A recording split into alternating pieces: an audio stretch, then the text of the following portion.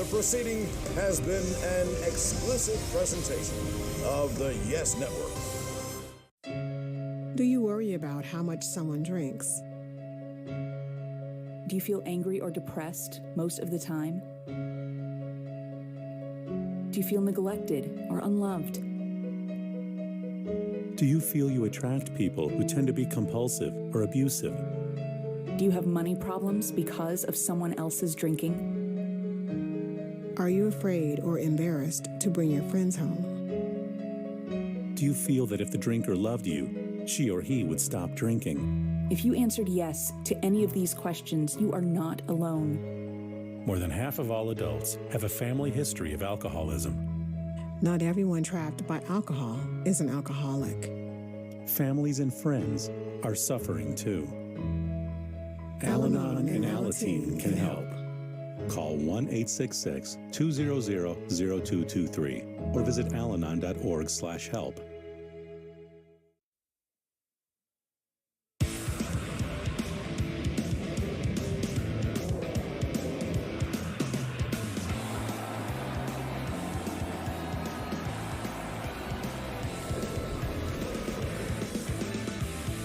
The Michael K. Show on Yes is brought to you by Untuck It.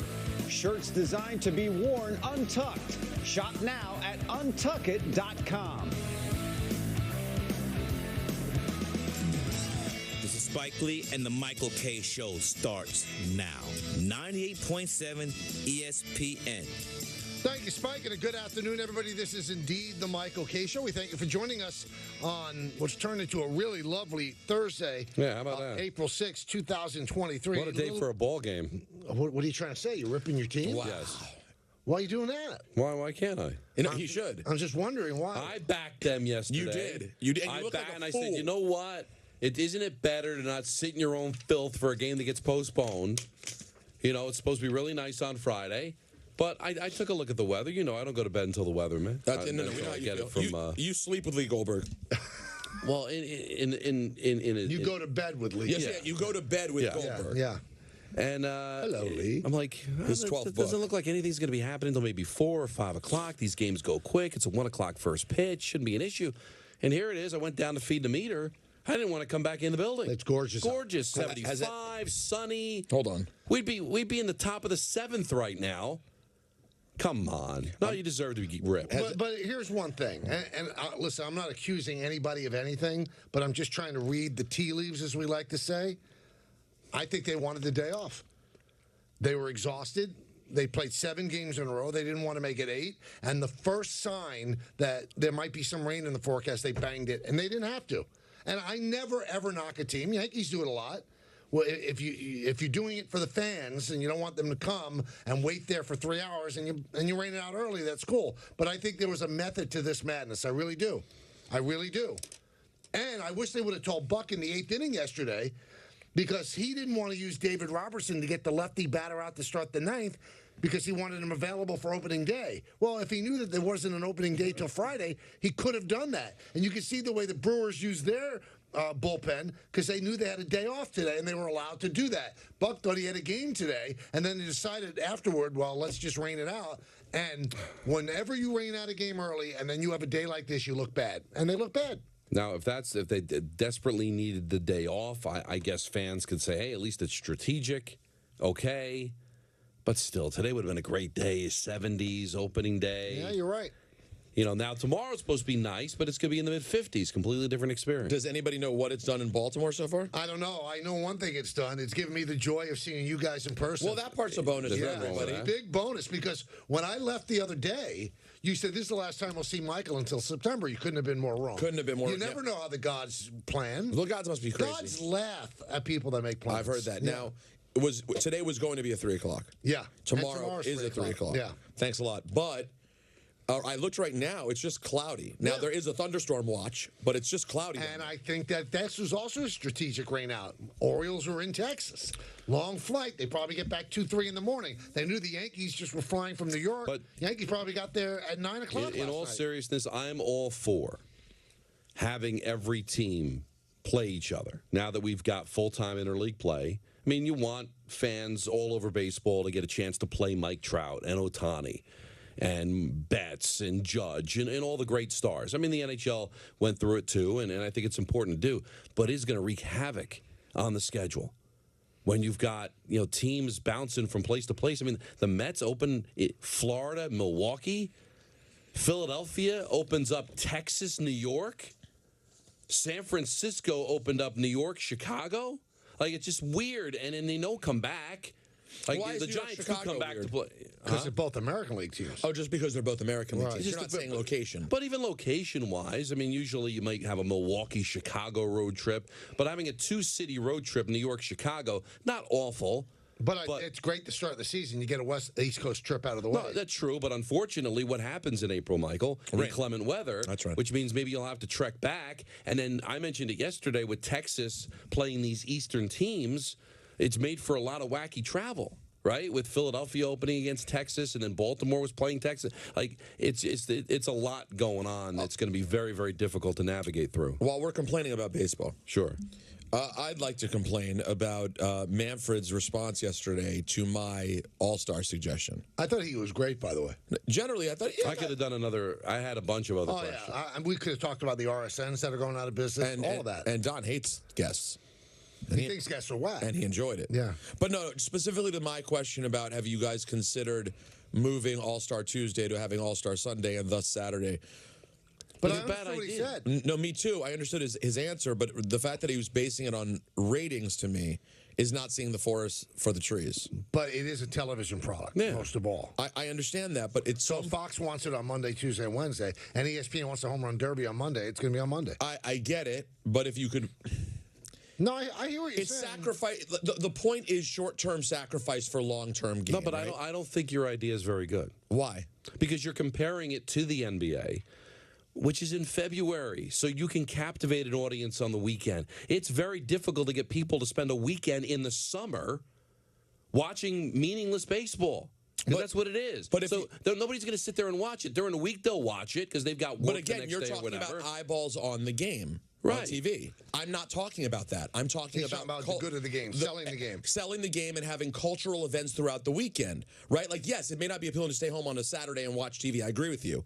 But what would be appealing is making a trip on a weekend with your family where there's outdoor activities all around All-Star. But that's still a very finite amount of people. I mean, what percentage of your fan base is going to say, all right, let's go to Milwaukee for the weekend for the fan fest? I mean, what percentage are you talking about? You're right. It's not a huge percentage. That's very small. But what I'm talking about also is, having Michael B. Jordan want to be there and telling people that he's there and showing a good time. Michael be there, Jordan. Right. I mean, listen, it's not the be-all, end-all. I'm not trying to reinvent the game here. I'm just saying I think it's such a cool event that they may think we're getting a great number on television. My thought would be maybe you lose 1 million on television, 600,000 on television, but what can you gain in terms of culture around the game? But I think you know the answer. All sports are in bed with TV. TV is the engine that keeps it running. Right. So you can't. So you're not going to want to upset the Fox network. Wants, there's a warning, speaking of TV, to Anthony Greek and everybody at the Yes Network. Greeny's coming in at 4, and he'll be sitting in with us. So Greeny and Peter, shoot them from the waist up because the pants will be at the ankles for the Masters. It's on right now. Oh, yeah. It's a tradition like no other. Yeah, and by the way, I was busy earlier this afternoon. Last time I saw, I think Tiger was hovering around even. Is he awful? Ooh, Tiger just hit it close on 10. We're going to get all of this with Greeny here. Oh, back-to-back birdies. He's won over. Ooh, little birdies. Is that what I have right here on my TV, Anthony? Yeah, there's golf going on. It's no, I know, but I mean, sometimes I want the Tiger specific. I can make that happen. Thank you. See, Anthony understands. Wait, they have a Tiger specific channel? Yeah. They follow certain groups. It's called CBS. No, this is on the ESPN. I know. I'm joking. You just want to make me feel like I'm going to go after the network. But you want me to go after the network? Yeah, see, he's smart. That's what he meant to do. It's the only sport. Like and I'm not killing anybody, but you'll listen to a sports cast. And they'll lead with where Tiger is. He's at plus 12, and then they give the leaders. It's like no other sport. You're right. Tiger's 19 over. It's not golf. Even like with Jordan, Tiger. Even with Jordan, it's they give they'll give Jordan's stats before they give the score of the game. Now listen, that doesn't happen. I don't blame anyone, truthfully, except the other golfers.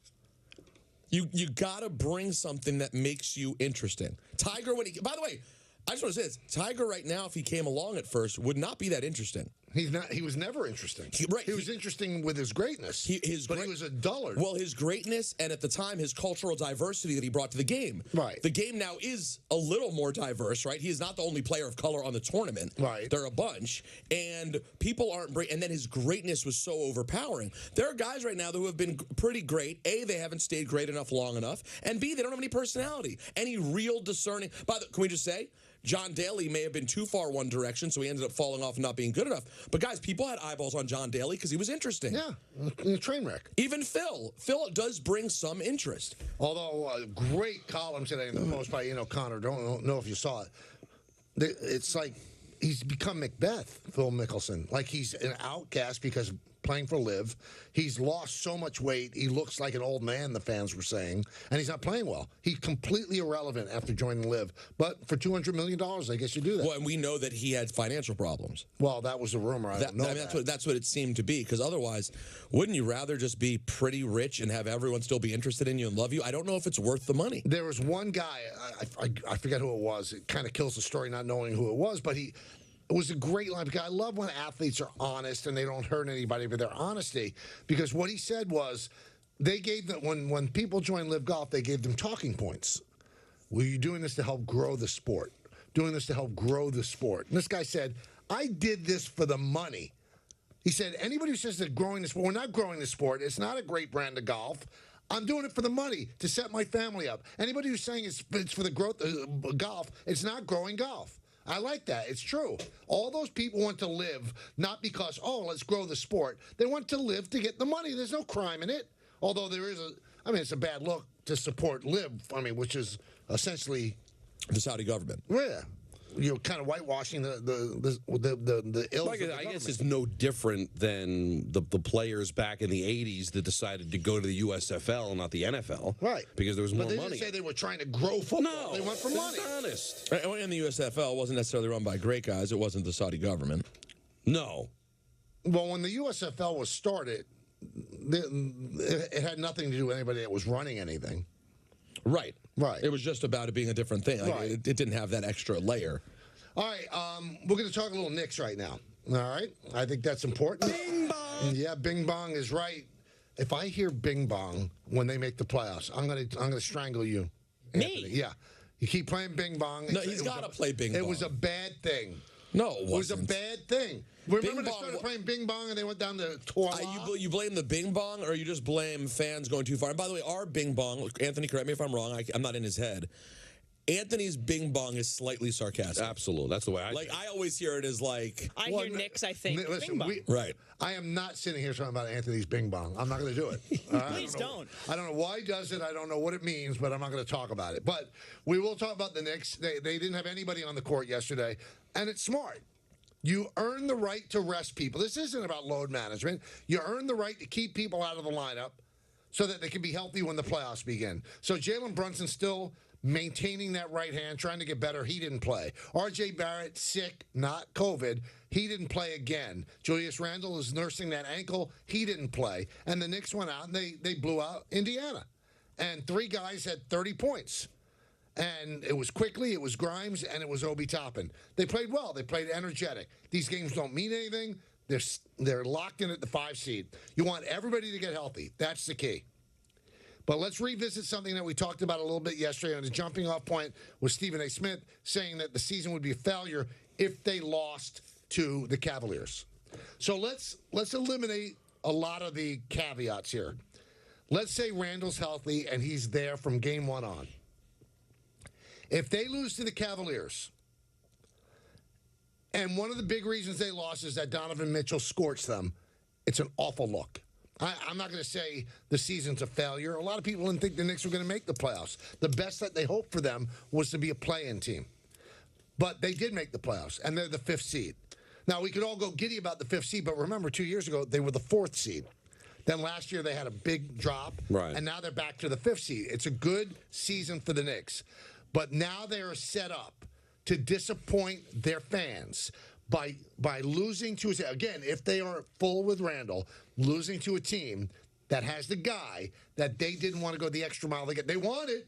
They won it, and they thought that Danny Ainge was bluffing, that he had a better offer from the Cavaliers, and they did not up their offer, and Ainge ended up trading him to Cleveland. Now, if Donovan Mitchell in Cleveland knocks off the Knicks, not a good look, and I think the season becomes a disappointment. It's not a good look, Michael, but overall, are they supposed to win this series? They'll be an underdog. Vegas will have them as an underdog. Jeff Van Gundy said that the Cavaliers will be an overwhelming favorite over the Knicks. You might play this series without Randall, or at least partially without Randall. So how is it a failure if you end up losing as an underdog? Well, but again, we have to take it all the way from the beginning. Again, we're operating first with this discussion that Randall's healthy. Right? Okay, so if that's they fine. lose to the Cavaliers with a healthy Randall and a healthy team, and Brunson's hand is okay, the Cavaliers would not be the 4th seed without Donovan Mitchell. They'd be a play-in team. But now you're talking about... So you made the Cavaliers better by not making that trade. So that's where the failure is. Not so much in the loss to the Cavaliers. The failures in the offseason by not acquiring Donovan Mitchell and finishing with a better record in the regular season. I mean, part of the reason why they're going to be an underdog is home court disadvantage. The first 2 games are going to be in Cleveland. A possible Game 7 will be in Cleveland. So wouldn't the failure then be the offseason and the regular season, that you had to settle for a 5 seed, that you didn't have Mitchell? Like, so to me, the failure was already planted into the soil, because now you get to the playoffs and you're an underdog. Home court disadvantage, playing against the team that's got the better star. Granted, the Knicks did a great job of the regular season, but I don't put a lot of stock in the regular season. One of the games, the last game where they blew them out, Okoro didn't play. And Jared Allen didn't play. And I think they won the season series against Atlanta 2 years ago and still lost the series. So I understand what you're saying, Michael, but we're putting all our eggs into what they do in that playoff series, when you're explaining to us the reason they would lose the series is for things that happened before the playoffs even started. Right, but it makes them look bad. It makes them look bad that they didn't make the Donovan Mitchell trade. Now, we don't even know the absolute particulars of the Donovan Mitchell trade, but everything we've heard, it was R.J. Barrett. I don't think it was quickly. Maybe it could have been Grimes, which would turn out to be a really bad loss if they had traded Grimes. But you are getting back Donovan Mitchell. And before anybody calls up and said, well, the Knicks, he's not a good fit for them. Well, if you like the team the way it is now, right, and I think you do, just remember that the people that put together the team desperately wanted to acquire Donovan Mitchell. So you're wrong. Donovan Mitchell would have been a great fit. He would have been teamed up with Brunson. Randall still would have been on the team. So that was a tough call by them. And I told you the particulars of what I've heard.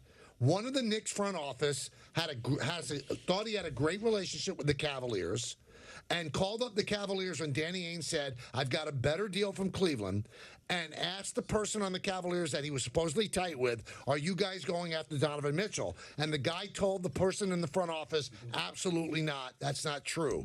Because he didn't want to tip his hand, even though it was a friend. So then the guy in the front office went back to the head guys in the front office and said, Cleveland's not in. He's bluffing. Ainge is bluffing. So the Knicks got played. The guy with the Cavaliers was bluffing. Ainge was telling the truth. Now, I don't know if Danny Ainge would have traded Donovan Mitchell to the Knicks, but he wanted XXXX, and they didn't give it to him. If they had given it to him and then he doesn't trade, then you can say, well, he had no intention of trading him. The fact that he was a Celtic should make not one bit of difference, because the fact he's now the head of Utah has nothing to do with the Knicks. If he met the Knicks in the postseason, it would be in the finals. So that shouldn't even be a concern. Danny Ainge is looking for the best deal. So I think the Knicks have made great strides. I think they're a fun team to watch. I think they have a chance to beat Cleveland. Although Jeff Van Gundy, when we had him on 2 weeks ago, said they would be a decided underdog to Cleveland. And all three of us kind of looked at each other because that seemed a little strong. But he said a decided underdog. Yeah, it just seems weird when you're talking about, you're not even sure they're going to be able to win the series. You're not even picking them to win the series, but if they lose, it's a failure. That's why I won't say the word failure like Steven did. But it's just weird. It would be a huge disappointment. And even Steven, I mean, I don't want to jump Steven when he's not here, but you're talking about a failure and you think they're going to win the series in 7 games? Like, it's that fine? 1 game? So you don't win in Cleveland. And again, I'm sure 4-5, it's a little bit different. But I would think Game 7 home teams in the postseason have to have a winning percentage of close to 800. It's difficult to win a Game 7 on the road, especially an inexperienced team like the Knicks. So that's how fine a line it could be. One game, failure or success. Show Don what you're showing me over there. That's it might be picked up on the camera, so I can't. Well, you don't do this. These little reindeer games. What, I know. 12? It's unbelievable, this guy. I showed him a picture of somebody who's promoting the Masters. That's all. Wearing a green jacket. Oh, she's promoting Master something. Wow. Now, would this be somebody that is featured prominently in the New York Post? It is. He's a page turner. Wow. It's a page turner. Yeah. Also, a little note on the Knicks. Mark Cuban sounds like the guy who got ditched at the prom. Oh, this is, by the way, this story, guys, maybe I'm being the jerky media guy who is just still not over how big of a Nas Kyrie Irving was.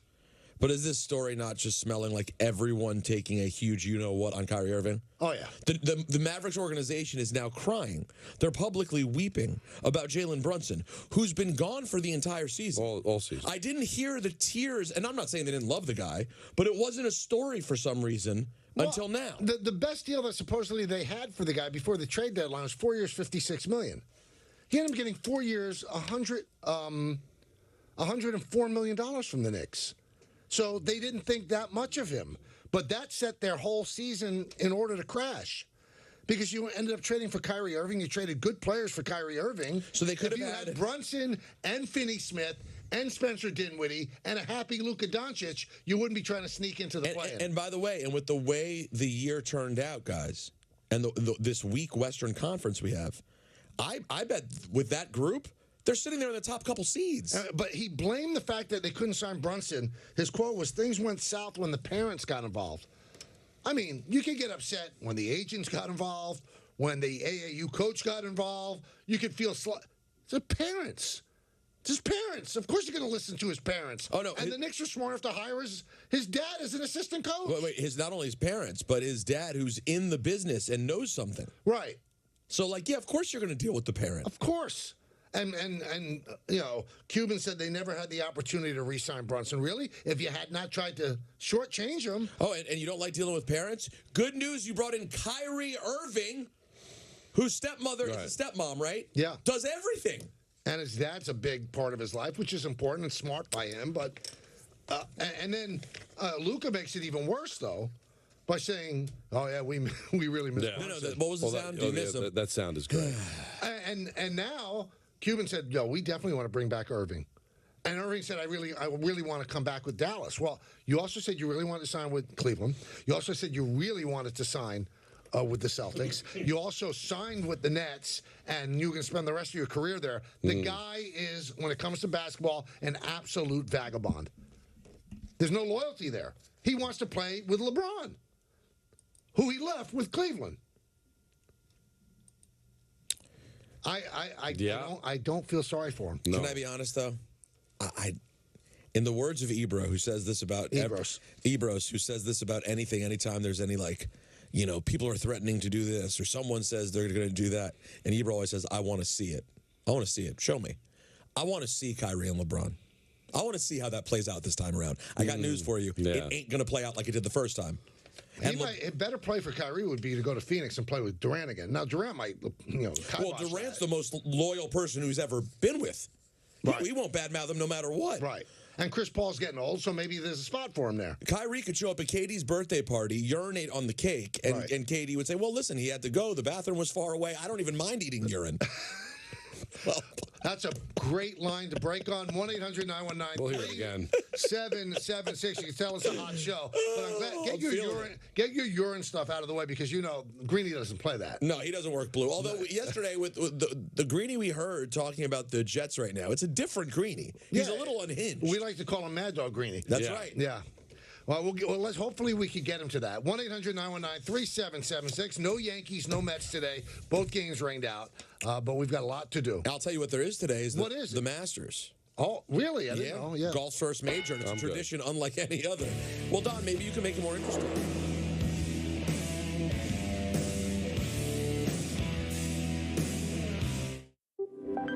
The Michael K. Show on Yes is brought to you in part by Citizens. Pay the easy way. One ding and you're done. Visit citizensbank.com/ding to learn more. 1, 2, ding ding ding ding ding ding ding ding ding ding ding ding tiki tiki tiki tiki tiki tiki ding ding ding ding ding ding ding ding ding ding ding.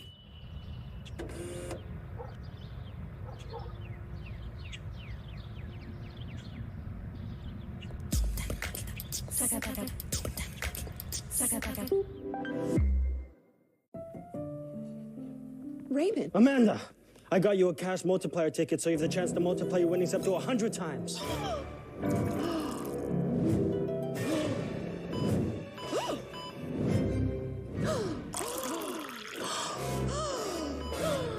Gasp. You don't say gasp, you just gasp. Okay. For those who love drama, play the new Cash Multiplier series from the New York Lottery.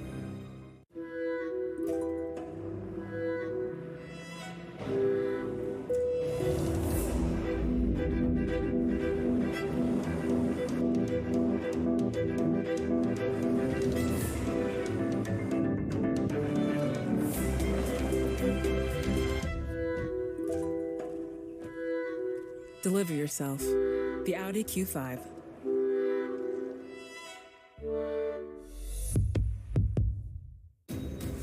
How do you measure greatness? Is it pulling off feats that haven't been seen in generations? Or is it doing the little things The memory of a lifetime. that make all the difference? Absolutely amazing.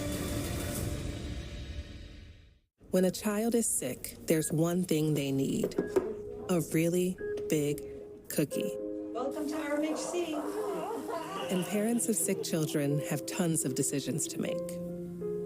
Like movie night, game night, or should we finish that book tonight? We don't perform surgeries, just talent shows. We're not big on poking sticks and beeping machines, but we're the best at playing dress up. Well, we have a few beeping machines. We think the tooth fairy should travel everywhere. And while hospitals have doctors and nurses, we have mom and dad. We don't provide treatment, but we do provide dogs. And we throw some really good parties. Because at Ronald McDonald House Charities, we help families feel at home, even when they can't be.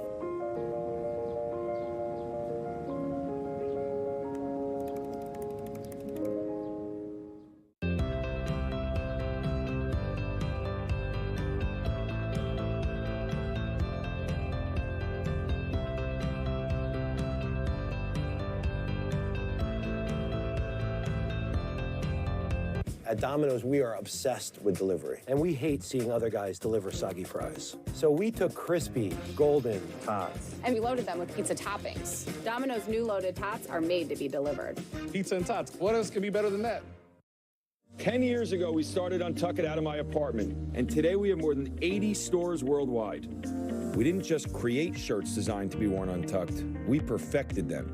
But we didn't stop with shirts. We also created so much more. From polos to sweaters to pants. We even have a line just for her. So everyone can look sharp in this new business comfortable world. Try the original Untucked shirt and more today. Visit untuckit.com or your nearest store. So it's decided. We'll park even deeper into parking spaces so people think they're open. Surprise. Can't hear you, Jerry. Sorry. Yeah, can we get a system where when someone's bike is in the shop, then we could borrow someone else's? No. Or you can get a quote with America's #1 motorcycle insurer and maybe save some money while you're at it. All in favor of that? There's a lot of buttons and knobs in here. Welcome to the home of Blackjack, with the largest library of blackjack games in the industry. Spanish 21, Live Dealer, Vacation Blackjack, and more.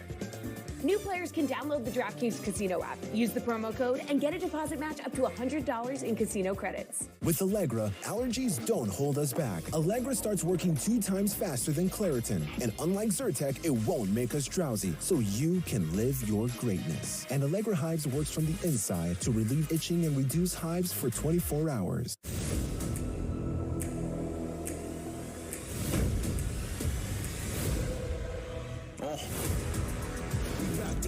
it up a notch like we ain't stopping now, we going all night. I'm on another level, Claxton, let's go! Aaron Judge, case closed. Mikel Bridges, major elevation. Yeah, we about to turn it up. Bases loaded. Stanton, big win for the Yankees. Cole, swing and a miss, got him. A 1-2-3 inning. See ya! A walk-off home run by Aaron Judge. Victory at the buzzer. We gonna turn it up. We gonna see what's up. So Don and Peter have this little tradition that they order coffee. I'm not going to give anybody free publicity, but a very expensive coffee. It's right downstairs. It's in the building. It's part of the family. No, it's not. They make their own money. Does Howard Schultz give you any money? No, you spend $8 for coffee. Anyway, what a business they have, by the way. It's unbelievable. It's one of the great business. It's one of the most brilliant things of all time. Shaq said it's the biggest business mistake he ever made. What'd they offer him? They offered him like a chain of these things to open it up in urban cities. And Shaq goes, dude, black people don't drink coffee.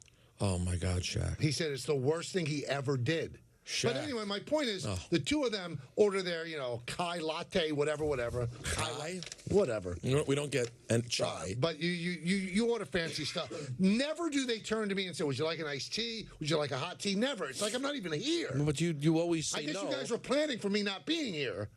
Wow. The way you just kind of shot it down, you're not going to pay $6 for a tea that you can get for free. Are paying. You guys we go back and forth. We switch off. Right. So you're not a part of our group. You chose not to be a part of it. Because I don't drink coffee. Right. So what's the issue here? And you're not going to pay $6 for a tea. Chai.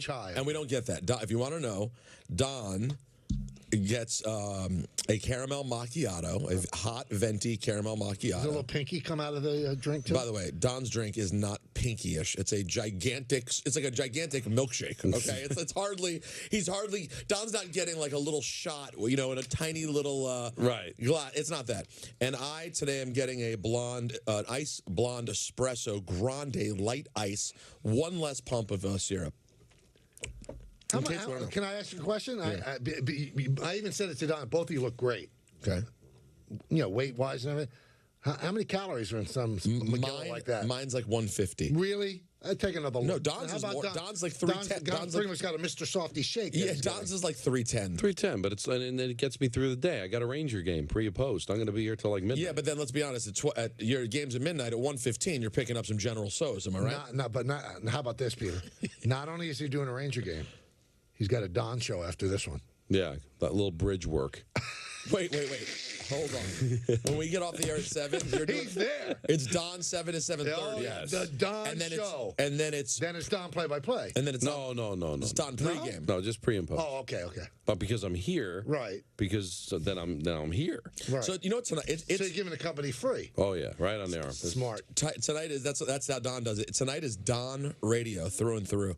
But you know what I think about Starbucks? I'm glad you brought it up, Michael. Want to know the brilliant thing here? And this is, if I was smart, I would adapt this into my own business idea. But instead, I just admire the Howard Schultz being a billionaire. Right. Starbucks is McDonald's. It's straight up McDonald's with coffee. Yeah, it's fast food McDonald's, but they've managed to make the brand feel as if it's a place you should have a business meeting. It's incredible. Imagine if someone seriously said to you, like, hey, I want to meet. Really, where do you want to meet up? Let's just stop by the McDonald's on 96th Street. You'd laugh. You would laugh and go, where are we really meeting? Whereas Starbucks, which is the same thing, if a big-time executive said, hey, I'm just grabbing coffee, want to meet at Starbucks at blah, blah, blah, no problem, no hesitation. Did you see the Brilliant. Do you see the Starbucks they built at the Empire State Building? No. It's unbelievable. What they do? It's got like all this art. It is a place for meetings. It's like the whole first and second floor of the Empire State Building. Wow. And now they have new locations that are like a slightly more upscale Starbucks in general. That's one of them also? Yeah. We should have gotten involved in Starbucks. You know what? We never had a chance. Shaq did. Come on, Diesel. You got to do better. He was too busy rapping with Fushnikins and wasn't thinking about Starbucks. Let's go to the phones. Let's go to Frank in the Bronx. Frank, what's up? Hey guys, how you doing today? Good. How are you? First thing I want to say is, Peter, that birthday cake analogy was one of the funniest things I've ever heard. I literally laughed out loud. That was really, really good. Thank you. The other thing I want to say is I'm very glad we didn't get Donovan Mitchell. And the reason being, if you would have put him in the same backcourt with Brunson, that would be a horrible defensive backcourt. It'd be too small, and they'd be getting scorched for 40 points by a different guard every night. But then Frank, let me ask you, why did the Knicks want him so badly? Why did they think it was going to work? Because I'll tell you why. There's two factions to the Knicks. There's the offensive brain trust and the defensive. And I think these guys that are big on offense, whoever they are in the organization, I don't know the names, they saw a big name, a guy that could score a lot of points. But the cooler heads, the guys that are defensive orientated, their heads prevailed over these guys. No, Frank, listen. Besides, they wanted too much for him. Well, that was it. No cooler head prevailed, Frank. What happened was Danny Ainge wanted more. He said that he had more from the Cavaliers. The Knicks did their due diligence, and they failed at that because they were told by the Cavaliers that we were not in on it. And why would the Cavaliers tell them? Why would they increase the pressure to even up their offer? The Knicks wanted Donovan Mitchell. They would have figured it out. And one thing that's a really... It's like, it's almost a joke in the NBA. Oh, they don't play defense. Who plays defense in the NBA? Who plays defense in the NBA? So Marcus Smart. But you know the guys that do, right? Josh Hart plays defense. Marcus Smart. Clay. Well, most people don't. I mean, look at the scores. The people are scoring 130. Who's playing defense? There's no shutdown defender anymore. So you can actually win games by outscoring the other team. And then you bring the Josh Hart in, put him on the guy that you have to stop, and boom, you're okay. Yeah. I love these people that say they're better off without him. So then you think the Knicks front office doesn't know what it's doing because they wanted him. I'm going to tell you another thing. I had a little discussion with Charlie. Charlie, my son, loves R.J. Barrett. Thinks he's the best player in the Knicks. No, and he's wrong. You're absolutely wrong. I said, he's not even the third. He's the fourth best player in the Knicks. And he goes, what do you mean by that? I said, Randall's better. Brunson's better. And now, I'm sorry, he might be the fifth. Quickly and Grimes are better than R.J. Barrett. Grimes, too. Yeah, Grimes has been unbelievable. Grimes is shooting 50% from three for about a month. I'm telling you, he's the fifth best player. And so let's assume that he's the fourth or fifth best player. You're telling me you're better off without him. You wouldn't rather be in a situation right now where you're facing potentially a playoff series without Julius Randle. You wouldn't feel better if you still had Donovan Mitchell and Jalen Brunson going out there? Of course. You wouldn't be facing the Cavs. And you wouldn't be facing the Cavs. It's just a way to make you feel better, right? You missed the opportunity to get him, so now you're talking yourself into how it would have been a disaster. It is shocking how many people we hear from about it, though. Because remember, there were two layers. The first layer is people mistakenly thinking they wouldn't have gotten Brunson had they gotten Mitchell.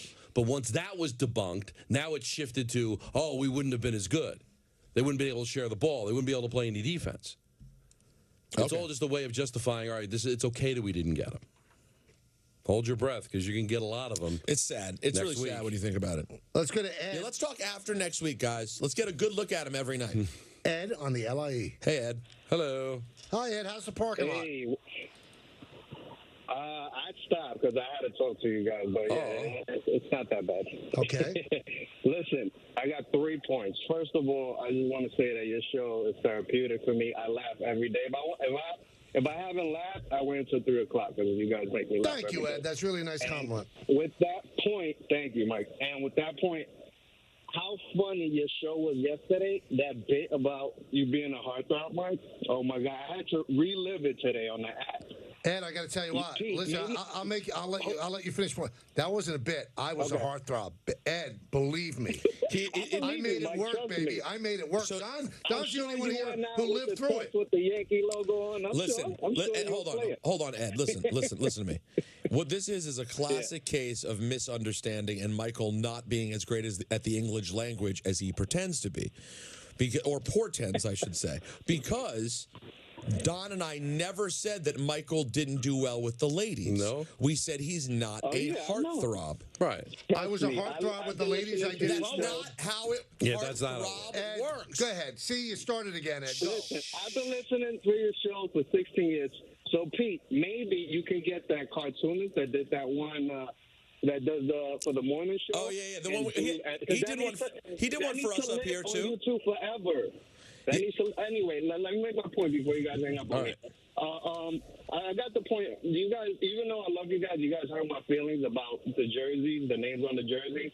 Listen, Don, especially you called us morons. Yeah. That really hurt my feelings because fans, we're fans. We're not players. I think it makes sense, first of all, because I'm a big-time A-Rod fan. So what I did, cop the 13. If I don't have A-Rod's name, who I'm repping then? I could be repping anybody. No, but you're disrespecting the organization that you love. I know your point, too. But listen, Torres, my last name is Torres. My whole family, I got them jerseys. I thought it was pretty cool. We all had Torres in the back. It but wasn't. anyway, my last point about the Knicks. He's such a bad guy. That I don't like that Stephen A. is ripping us too, and you guys are talking about that this year might be a disappointing. It might be disappointing if we lose to Cleveland. First of all, we're not losing to them because this team is playing so good, even without Randall. And I think that we have a dynamic, and we even if we lose to Cleveland, let's say, we play relevant basketball where we're glued into the TV, and I just think we're not going to lose to them. But I was just disappointed with you guys. But again, you guys, I love your show. Ed, we love you, but we never said they were losing to the Cavaliers. We said if they lose to the Cavaliers. We never said it. We haven't made our picks yet. Let's see if Randall is going to play. We'll make our picks. I promise. But we never said they were losing. We just said it would be a bad look to lose to the team that got the player that you wanted to get. And one other thing, when people, again, I think Don hit it on the nose, Don or Peter, one of them. People are just trying to justify you didn't get them, now they wouldn't be as good. Well, I'm sorry. The Knicks are one star away. One. He's the star. Mm-hmm. No, Michael, it was 2 minutes ago. You can't remember who said it? No. I've got him. I'm like a goldfish. Ted Lasso talked about it. I remember that. See, you remember it. I don't. No. I remember Ted Lasso. I can understand if it was something I said a month ago. So I don't remember who said it. I think it was literally a minute and 37 seconds. All of us as an amorphic we are one. being. Yeah. We are one. Yeah. That's really so nice. I don't really like. I know that you're the guy who will not let go of the names on the back and calling people frauds. I know that. But when Peter makes harsh. Great points too. That was harsh to Ed, who was such a sweet guy. Oh my goodness! The guy said we make him laugh, and he wouldn't let him up. Don's the guy who will not let you up. Or put his foot on your throat. So what am I, easy? So you whisper a couple of compliments in my ear, all of a sudden I get off my stance? No. Yeah. I stick with it even more. Interesting. He thought it was cool that he got everybody Torres jerseys. It wasn't. It's game time, brought to you by Tullamore Dew Irish Whiskey. We've got the Devils and the Blue Jackets tonight at 7.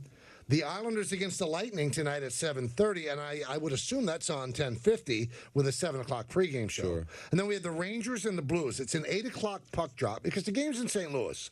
7 o'clock, a very special edition of Blossom, or we call it the Don Show. I love the Don Show. 7 to 7:30. Then Don takes over the airwaves again because he loves airtime and does the Ranger pregame show. Right, and then we have Kenny Albert and Mike Rupp on the call. Because I want to pass our condolences to Dave Maloney. He lost his mom last week. Sorry, Dave. So he's been out. So Mike filled in for Dave last night when I called the Ranger Lightning game, and he's going to be in with Kenny tonight in St. Louis. So our condolences go out to the Maloney family. The matriarch, 89 years old. So how was Mike? Good. Yeah? Yeah. It's different, though, when you're used to working with... I don't work with him that often, but I told him, Freddie, just talk, baby. Listen, it is different. It's like, how long have you been married to Nancy? To 05. 05. So it's a going long 18 time. years. Yeah, 18 years. He doesn't say a long 18 years, though. If she decides the next couple of days, I'm done with this guy. I've had all the act. I'm done. Walks out. And because you're a very virile, good-looking man, you look as good as you've ever looked, you end up dating somebody and then getting married again. It's going to be completely different than being with Nancy. This is what happens when you change partners on TV or radio. But they could both be good, right? You would hope. Otherwise, there'd be a third opportunity. Yeah, that's right. That's Game Time, brought to you by Tullamore Dew Irish Whiskey. During the big games this season, enjoy a Tullamore Dew, the original triple blended, triple distilled, triple cask matured Irish whiskey. Remember, when it's game time, it's Tully time. Please enjoy responsibly. Oh, my God. What? I just read Parton Greeny's book. He's a liar. The man we're having on is a liar. Oh, let's save this. It's a good tease. Remind me, page 202. 202. Okay. Let me see if I can pick up on it. 202. Please, Don, go look at it right now. Page 202. All right, to hit a home run, everything needs to line up perfectly. No different than running.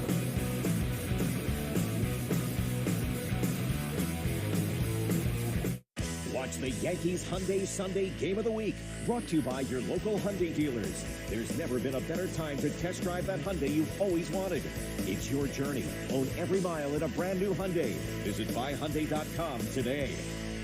Why did we choose Safelight? We're always working on a project while loading up our SUV. One extra push and crack.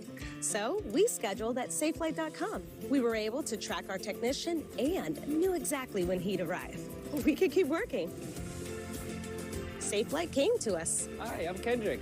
Replaced our windshield and installed new wipers to protect our new glass. That's service on our time. Safelight repair, Safelight replace.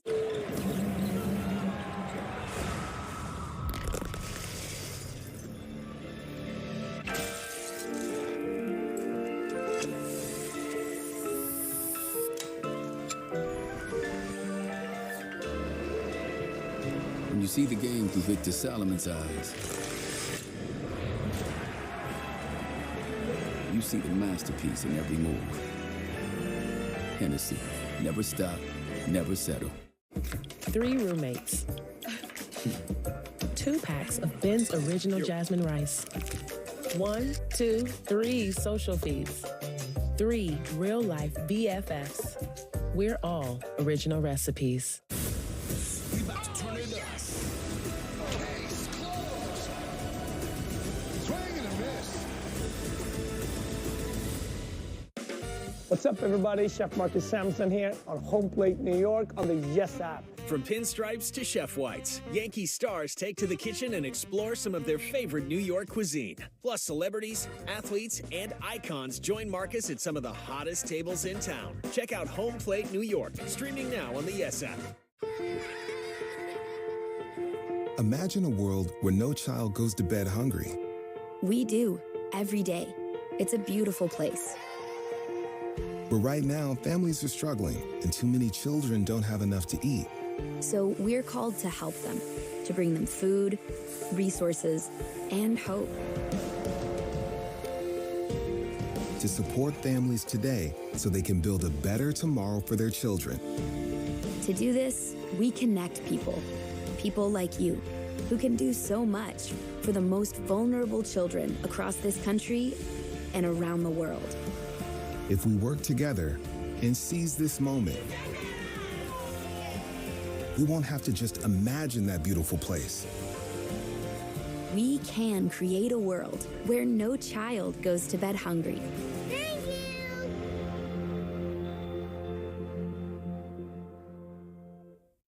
These are spectacular. I wonder who the artist is. Glorious colors. I can see myself in that backyard.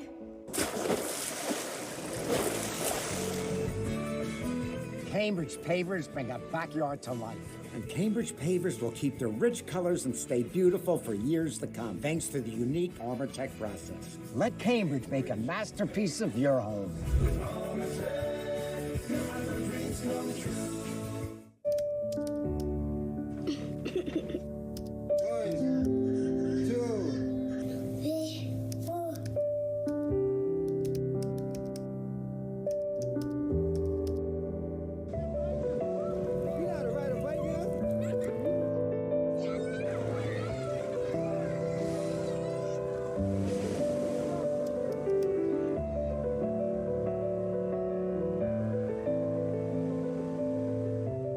When I hit 80, I needed help around the home. A friend of mine told me to call Freedom Care, and they'll pay my granddaughter to take care of me. Funded by Medicaid, Freedom Care allows people to choose who provides their care, and the caregiver gets paid instantly after their shift. Life is sweeter with her around. Nana gave me so much joy as a child. Now it's my turn to return the love. Call now to find out benefits and pay and how fast you can get started.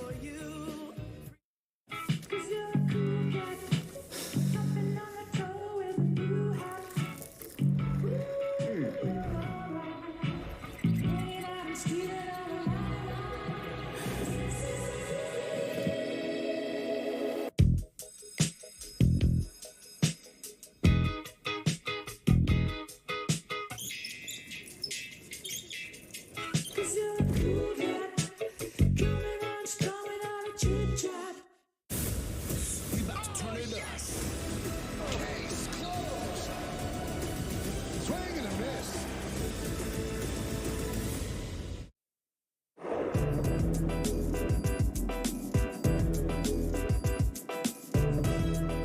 And doesn't look good for the Mets because it's not raining. Hasn't rained. So it's 3:49. Game would have been over. Oh, yeah. Over as can be. You know what? This is really not that you and Don don't do a great job, but this is going to really help the K show. Going to be more K. Because afternoon games used to be a death knell. Well, no, I was thinking that all day yesterday. I was like so bummed out. I'm like, well, we're not going to see Michael tomorrow at all. No, you'll be on the show at 5:30. Yeah. 5:45. We love it. So Don went to Howard Schultz's Emporium, and he's giving you the coffee right now. No, that's the kind of guy Donald LaGreca is. Thank you very much. Because this is the day so when you pay, he picks it up? Yeah, it's a fly-by situation. Interesting. If you want to get down with our crew. No. And remember, Don and I had a baseball crew. We'd all play baseball together in the studio. You didn't want to be part of that either. Right. I'm not a fun and games sort of guy. Also, it's a bad teammate. Narvaez, the catcher, calf injury, 8 to 9 weeks. So they're going to bring up the kid, Alvarez. So we'll see if he can. No, I mean, everybody thinks he can hit. Yeah, there's nobody wants to pitch to him. Right. Tomas Nido will see a lot of the action behind the plate, but if you're going to call a kid up, you don't want him to have his progress stopped. So he's gonna have to catch, I'd say, 4 times a week at least. Listen, it's so early, Michael, but you got the Marlins here. So you try to take care of business. Then the Padres come to town. Then you go out west for 10. You want to dig yourself a hole here. Braves off to a good start. But it's a long season. Yeah, I know. That's Diamond Notes, brought to you by London Jewelers, the engagement experts. Visit London Jewelers today at any of their 7 locations, including the newest location at the mall at Short Hills. Are we doing DOA right now? We're doing something that we like to call. Don, did you tweet a rest in peace to Sidney Poitier? Yeah, 92. Or alive. It's his birthday. No. Turns 92. Sometimes Don just doesn't know. Dear God. Brought to you by our friends at Ortiz Funeral Home. Dead or alive. By the way, do you think anyone in sales would actually ever try to call a funeral home and just see? Maybe they could get a few bucks off of this. The Ortiz people? Instead, we're just giving the Ortiz people, good money for the goof. Yeah. But maybe there's real money there. Well, Pete and company, go get them. There's Let's money. see if there's an Ortiz funeral home somewhere. There is. No, it's down the street. There's an Ortiz funeral home in the Bronx. No, there's one on 72nd Street, too. Oh, really? Yeah. It's a chain, I believe. Well, why don't you do the work and get a percentage? That's a good point. All right, Don, you ready? I'm ready. The singer, the wonderful singer of such songs like Lean On Me. Lean on me when you're not strong, and I'll be your friend. Ain't No Sunshine. Ain't no sunshine when she's gone. Just the two of us. Just the two of us. We can make it if we try. Just the two of us. You and I. Of course, I'm talking about William Harrison Withers Jr. Well, Bill Withers. The great Bill Withers. No longer with us for a while. I don't think he gets credit for this. When do you think we lost him? I think it was a significant amount of time. I would say 20 years ago. See, I should have gotten that right. Yeah. Don, you got it right, but it's wrong. Okay. He died in 2020. All right, well, that's a while. That's not a while. That's not a while. Was it pre-pandemic?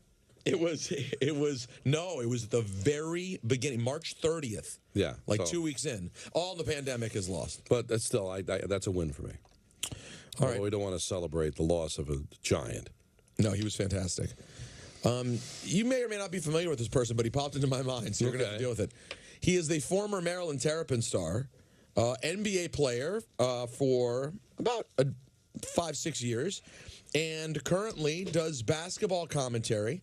Then how's he dead? Yeah, how's he if dead? Currently does basketball. No, you know what? I'm gonna have to. Oh no! Oh no! I guess he's still with us. You know what? I believe, Don, that this segment's dead. No, I have another one that's very good. Oh, I can't believe he did that. Do you want me to tell you who it was at least? Yeah, who? The great Len Elmore. Oh, okay. He's doing great. He used to live in my building.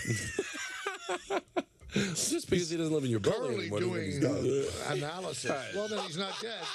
Kind of a Okay. tip. Sorry. All right.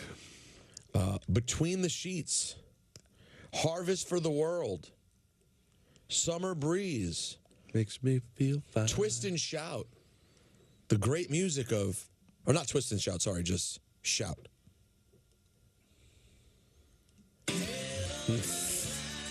The great Ronald Isley of the Isley Brothers. Oh, no, he's gone.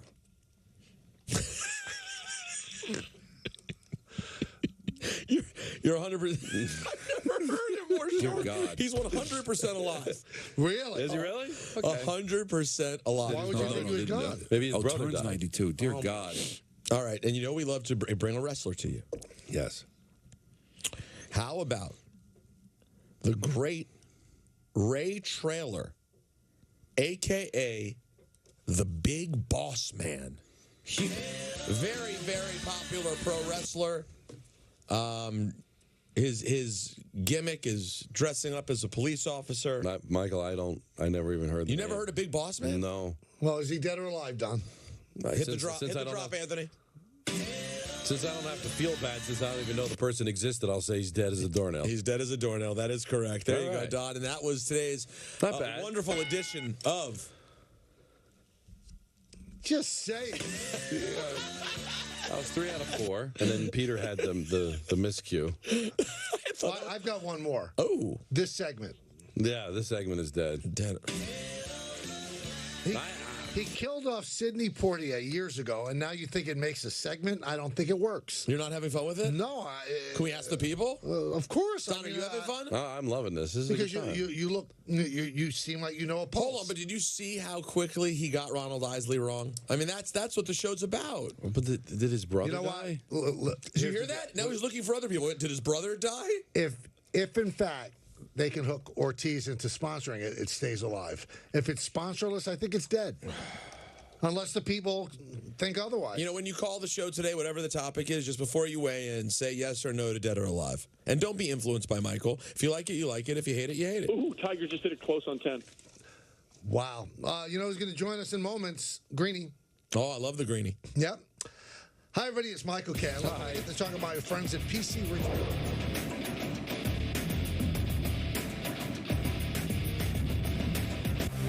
The Michael K. Show on Yes is presented by Untuck It. Shirts designed to be worn untucked. Shop now at untuckit.com. When you design a shirt to be worn untucked, really tall, bigger guy, you do it for everybody.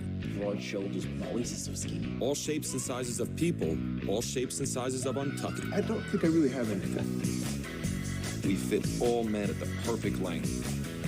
More than 50 size options.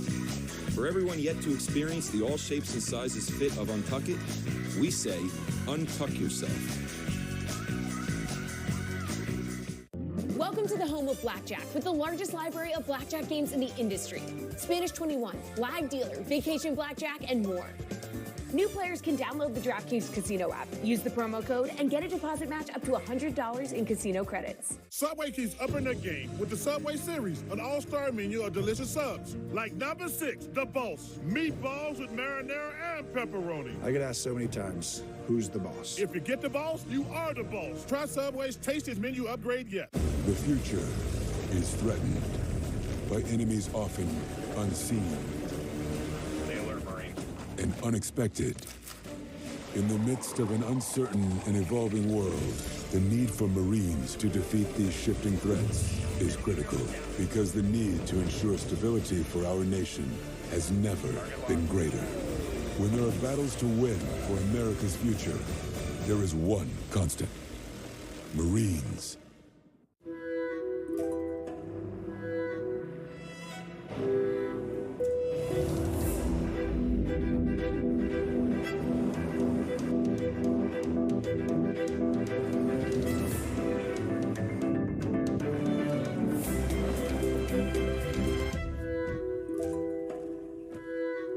Deliver yourself. The Audi Q5.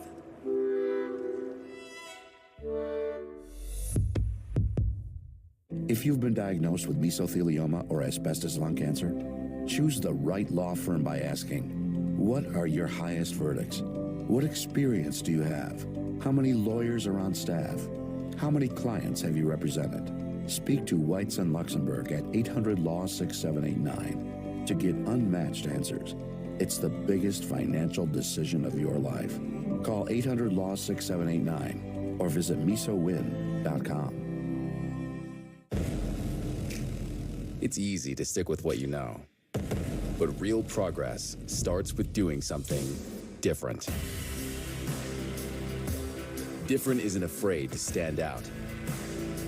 Different doesn't back down from an uphill battle. Different never stops pushing the limit of what's possible. Different is the beating heart of innovation. The Pro Series by Cub Cadet. Built different. What's up, everybody? Chef Marcus Sampson here on Home Plate New York on the Yes app. Come on, man, bring it in. Don't be shy. From pinstripes to chef whites, Yankee stars take to the kitchen and explore some of their favorite New York cuisine. This is staple. This is what we grew up. This is actually a gourmet version. Yeah. Plus celebrities, athletes, and icons join Marcus at some of the hottest tables in town. That's amazing. I'm proud. Manja. Check out Home Plate New York, streaming now on the Yes app. Defend your family's health and remove the risk. Go to FDA.gov/health playbook. Michael K. Don LaGreca, Peter Rosenberg, but now we are graced with the presence of a good friend. And you can hear him every Monday through Friday from noon to 2. No, yeah, 10 to 12. I'm sorry. 10 to noon, right here on 98.7. And that is the great Mike Greenberg. And that was me screaming at Mike Tannenbaum. And if I must say so myself, I thought I showed remarkable restraint considering the lunacy of the idea that he had presented on television that caused me to lose my cool in the way that I did. Well, then get ready because your buddy over here, Don, agrees with him. It's not lunacy. The Jets should draft a quarterback with the 13th pick in the draft? If you love him, and you don't feel like at 13 you're going to have a player that's going to be an immediate impact in 2023, you would have to consider it. Well, let me tell so the second part of that is not a concern. So I had a 5-hour Zoom this morning, literally, with Louis Riddick, Mel Kiper, Susie Kolber, Booger McFarland, and the whole crew that produces the draft, which is 3 weeks from tonight. I was trying to figure out for a moment why you would have had a 5 hours. I was like, wow, I know you care, Greenie. Yeah. But this is above and beyond. No, we just like talking about this stuff. So this was draft prep. I'm just doing my my due diligence scouting on behalf of the Jets. So let me tell you guys exactly how the draft is going to go. The first 9 picks are all quarterbacks and pass rushers. They're all edge rushers, and 4 quarterbacks will go in some order at the very top, and there's a bunch of pass rushers, and there's 1 corner that everybody likes. Starting with the 10th pick, there is going to be a run on offensive tackles. There are like 6 guys that are going to go in the next, call it 10 to 12 picks. And that's right where the Jets are, and that's exactly what they need. And if you're Rodgers, that's exactly what you want them to do. I'm positive. Well, I can't say I'm positive. I'm convinced that Rodgers has sent signals to the Jets that say, I'm not coming until after the draft anyway. It's not like you're missing out on anything by not having me here right now. Right. So hold out until the draft. The Packers will definitely need to get stuff by then. The last thing on earth they need is Rodgers showing up at their training camp and to call that, I mean, just imagine what a circus that would be, not to mention the fact that if he got hurt, they would be on the hook for $60 million. So I think Rodgers has sent signals to the Jets, hold out. By the time we get to the draft, the Packers will take something less than your first-round pick, and the Jets will be able to take an offensive tackle, which is what they need and which is what, if you're Rodgers, you want. If the Jets should take Rodgers' ultimate replacement, his heir apparent, look, I think he has demonstrated that he is that kind of sensitive. And Mike Tannenbaum said, oh, he's so easily aggrieved. Yes, he has shown he is that. You have to be in for this. You know what you're getting. You know the bed you are making when you get into it with Aaron Rodgers. And it will not always be easy, but you are trying to catch lightning in a bottle and winning it all this year. But I think, and that's a good point, that latter stage of that. But we're basing on his sensitivity to who the Jets draft based on what happened with Love in 2020. But that doesn't really apply here because Aaron Rodgers was still going to be a Packer for the foreseeable future. It irritated them. They sent his heir apparent while the team's still trying to be competitive. And the irritation of them never drafting a wide receiver in the first round and they, again, not drafting a wide receiver and then to insult to injury, draft his eventual replacement. That wouldn't be the case here. Right. You're talking about an offensive lineman. Listen, you know how long sometimes it takes to develop? The Giants looked like they had a bust in Thomas when they took him in the first round, and the Jets had the guy. And then you fast forward 2-3 years later, the Giants had the right guy, and the Jets might have picked the wrong guy.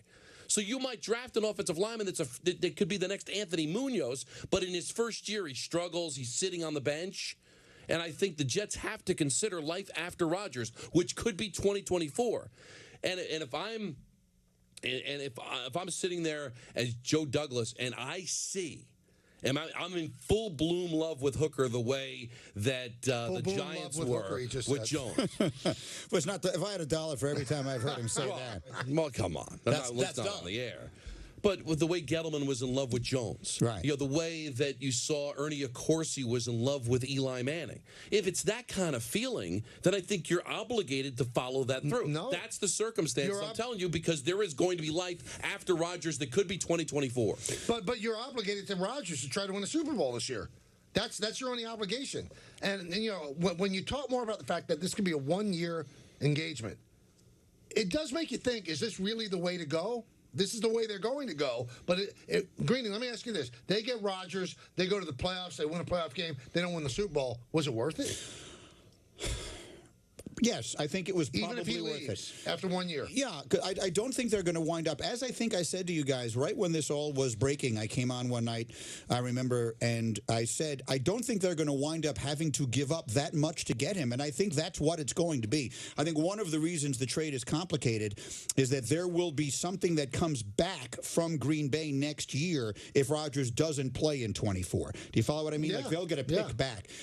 So I think they'll have some hedge against that. But even if it's not costly, you don't have a quarterback. But what are your options? You don't have a quarterback now. You could have signed David Carr. Derek Carr. You could have made a move on Lamar Jackson. I mean, there were people to go after, but this was the guy that you wanted. I still like it. And what I've said is, if it doesn't work, I'll be the angriest person in the world, obviously, but what I will not say is that I think it was the wrong decision to try. I think it is the right thing to do.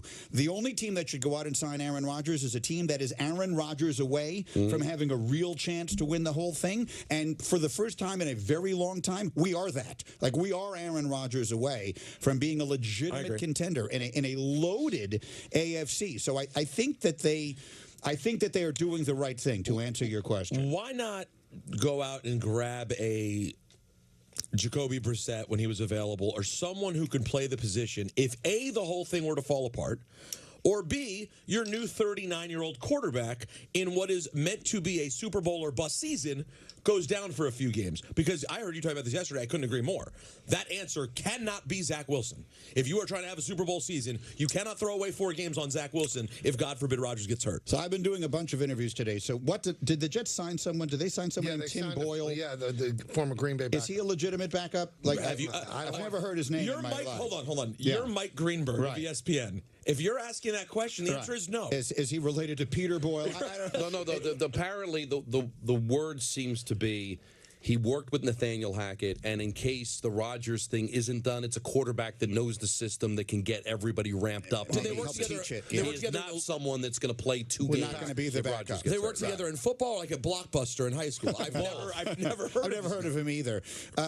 Look, yes, but here's what I'll say. Almost every Super Bowl aspiring team in the NFL is their quarterback getting knocked out away from being done, right? Kansas City is, Cincinnati is, Buffalo is. If they lose Allen, Burrow, Mahomes, they're just as dead as the Jets are if they lose Rodgers. They're just as dead. Well, and Wilson just as dead. And Wilson is much worse than the backups in some of the places you just mentioned. Kansas City lost Mahomes for a quarter in the playoffs. Yeah. Everything was okay. Chad Henne sort of hung in there. He's an but the actual Jets backup. they can find Chad Henne at some point if they need to. Between now and the time the season begins, the Jets, I will be very surprised, regardless of what they say, if when the season begins, Zach Wilson is one hit away from going into the game. I will be very surprised. Now, there's one, and we're talking with Mike Greenberg, who's going to be with us for a couple of hours here on the show, and I had this argument with Don.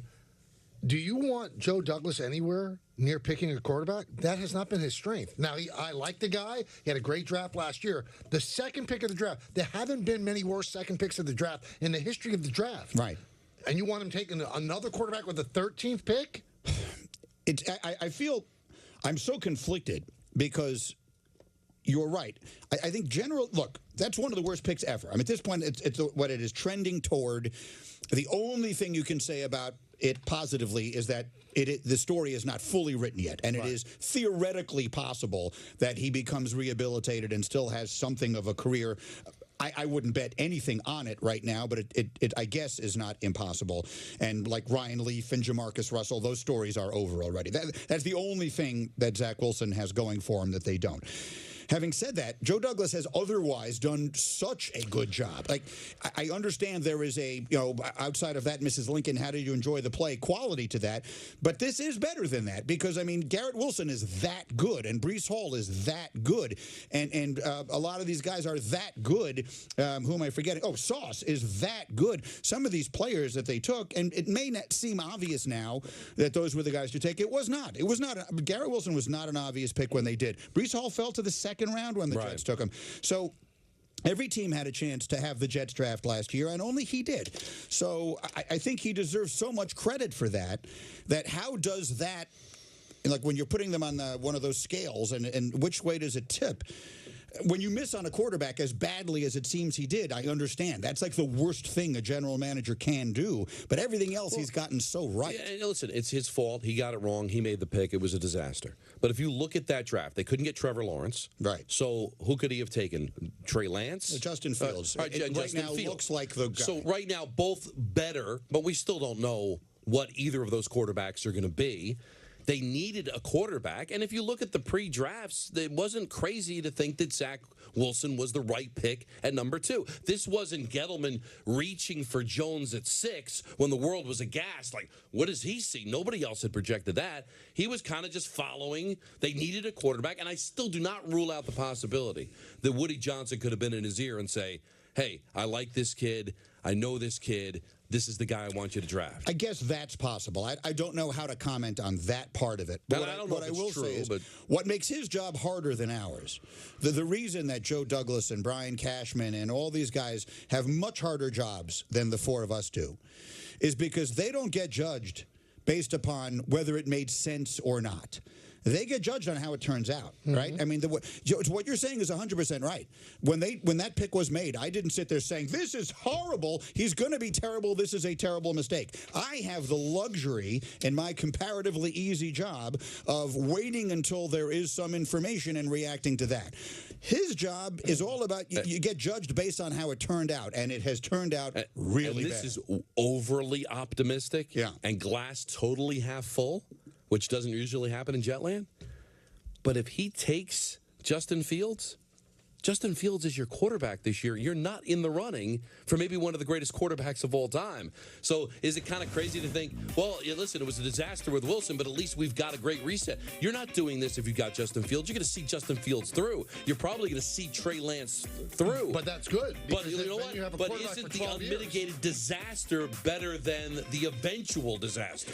Maybe, but also if Justin Fields was your quarterback last year instead of Zach Wilson, maybe we just are coming off a year in which, we won a playoff game and gave Kansas City a tough fight in the second round, and we're like the new up-and-coming thing, which to the point we started this conversation on, is better than trying to catch lightning. But if he's not the answer, he's not the answer. What if he's Danny Cannell who'll get you to the playoffs, but, it doesn't have a future? Well, the Jets have not been in the playoffs since your son They was actually born, right? have the longest? Yeah, in professional sports. In any sport, yeah. No, Stevie has seen it, but not in a while. All right. And Danny Cannell went on to be the one-time co-host of Ryan Russillo Mike Greenberg has out a new book with Hembo. I've got your number, and I got to tell you, Grant, here it is right here.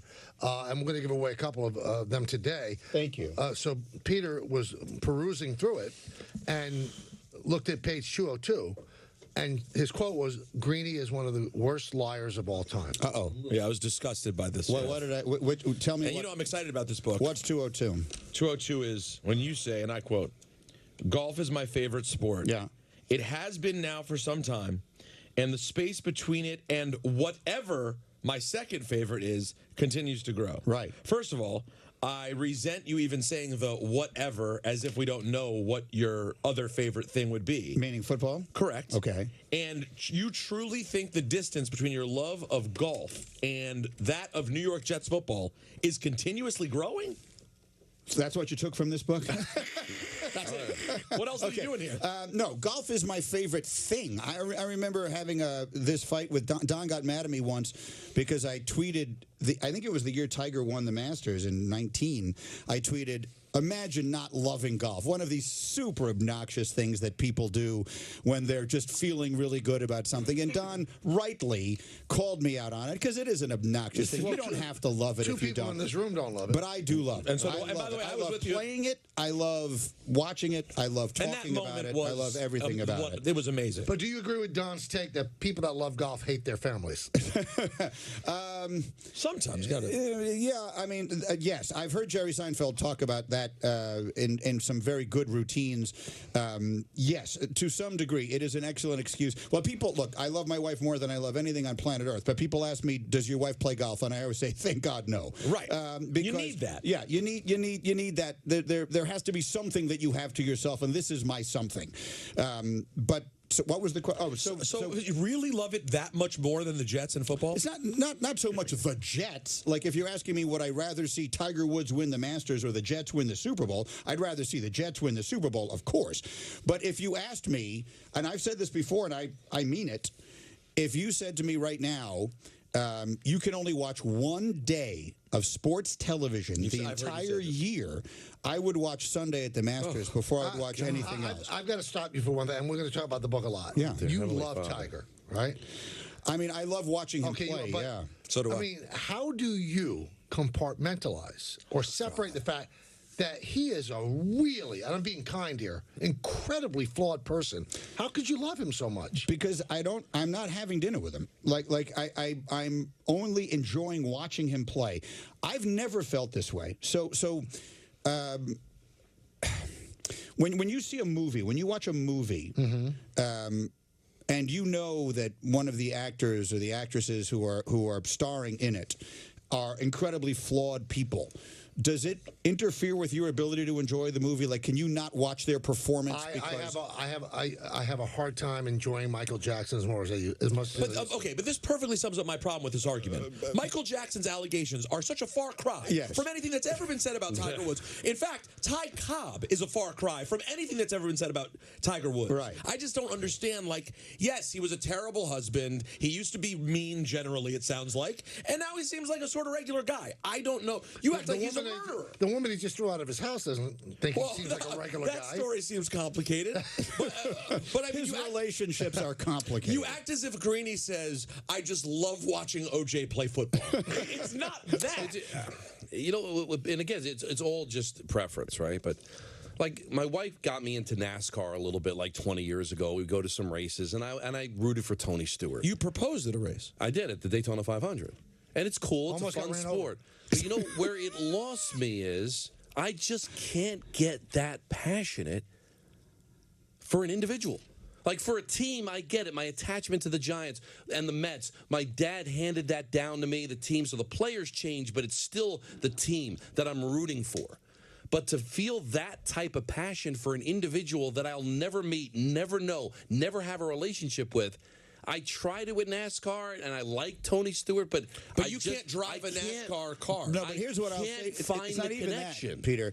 I don't either. Like, I don't have that connection to Tiger Woods. Until he disappeared and I thought we would never see him again, I didn't root for him all the time. I loved it when Yang beat him at the PGA that year, and I admired Tiger long before anyone knew any of this stuff. Now, he used to come on Mike and Mike all the time, so we got to know him a little bit, and we knew nothing about, he was just... And how was he?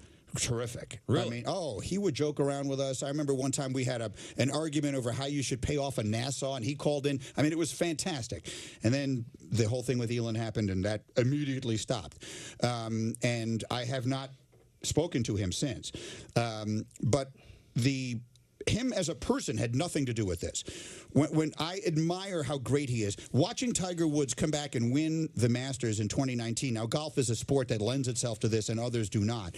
But, Michael, that would be the equivalent of, I'm trying to think of who the right example would be, of Reggie Jackson, 20 years ago, making a comeback to baseball and hitting a home run to win the World Series. That's a terrible analogy, but it's the best one I could come up with in the moment. The greatest player of all time. In his case, like legitimately the greatest player of all time, not the most accomplished, but the best player of all time, came back from the dead, professionally speaking, and won the biggest tournament that there is in unbelievable fashion. I was consumed by that because of my love for the sport. It would be it would be like in 10 years from now, Serena Williams comes back and wins the U.S. Open again. Think about what that would be like. Think how people would react. They may not love tennis as much as they love, the New York Knicks, but for that 2 weeks, New York City would be out of their freaking minds with Serena. That's what Tiger winning the Masters was. I think the way I could relate to what you're talking about, because you know my love for hockey. And hockey's a niche sport, so we don't get to talk about it a lot. Every once in a while it kind of comes up, but it's my sport. If a player came around that elevated hockey to the #1 sport or #2 and relevancy, I might find myself attached to that player the way you're attached to Tiger, because that's what Tiger did. I mean, you had a niche sport. You'd have the majors, but it wasn't something that was a major topic of conversation. Tiger put your favorite sport on the map. Yeah. So maybe if if Gretzky came around now, or if there was just some player that elevated hockey to a different level, maybe I'd find myself. It still wouldn't relate. It's not apples to apples because it's a team sport as far as an individual, Peter. But maybe I'd relate to it more because it would be almost an homage to thank you for making my sport relevant. All right, tell me about the book. Tell everybody about the book. So the idea for the book came up, and I appreciate you guys doing this, and I'm delighted to talk about other stuff, and I'm just happy to be here. You know how much I enjoy it. We love you. But thank you for mentioning it. So I've never done a sports book, and the reason is I've never had a good enough idea. And one day, a bunch of us who work on the Get Up show, when the show is over, we're sitting around and we get into the kind of conversation that only the biggest sports nerds can possibly have, which is we decided we were going to try and name the place kicker on every NFL team from 1978, which is a great game, and I'm embarrassed to admit we did it. And so then we started talking about numbers, and someone in the room says, why did all the Hall of Fame quarterbacks all wear the number 12? Namath, Greasy, Bradshaw, Staubach, Ken Stabler, Jim Kelly, and soon-to-be Rodgers and Brady. And I said, yeah, they all wore 12. And someone in the room said, yeah, they all wore 12. But, Greeny, who owns the number 12? And it was literally like a light bulb went off over my head. And on my drive home that day, I called Hembo. Now, Hembo, if you listen to our radio station, then you know he works with me on our show. But Hembo has been my researcher going back to our days on Mike and Mike. He's the best in the business. And I called him and I said, I have an idea. I want to do a book. We're going to decide who owns every number in sports from 1 to 100. You're going to do the research. I'm going to do the writing. And that's exactly what we did. Now, we sit down, and I thought it would just be jersey numbers, but here's the problem. The first day we sit down, I said, wait a minute. So we're about to do a book about the greatest legends in sports history that doesn't include Muhammad Ali and doesn't include Serena Williams and doesn't include Jack Nicklaus and Tiger Woods and all of these people. And so we decided we have to figure out a way to come up with creative numbers to assign to all the greatest athletes of all time. And so that's what we did. And in fact, some of them are team athletes. So I'll give you this. Everyone driving on the LAE right now, ask yourself this question. If I said to you, who holds the record for most points scored in a single NBA game, and how many points was it? You know. You know it's Wilt Chamberlain scored 100 points. If I then said, what number did Wilt Chamberlain wear? You probably don't. No. So Will Chamberlain is 100 in the book. He's not 13, which is the jersey number that he wore. That's the number he owns. And so we wrote 100 very short chapters. They're all like 2 or 3 pages each, snackable, as they like to say. So you can sit down anytime you want, 10 minutes, and you read a couple of them. And it's both sports debate, because you will agree with some of the choices that I made and disagree, but it is also sports history, because I promise you at least once per chapter, Hembo will have come up with something that you will say, wow, I did not know that, even about the biggest stars in sports. All right, so the book has got your number, and we're going to give away a couple, so be caller number 100.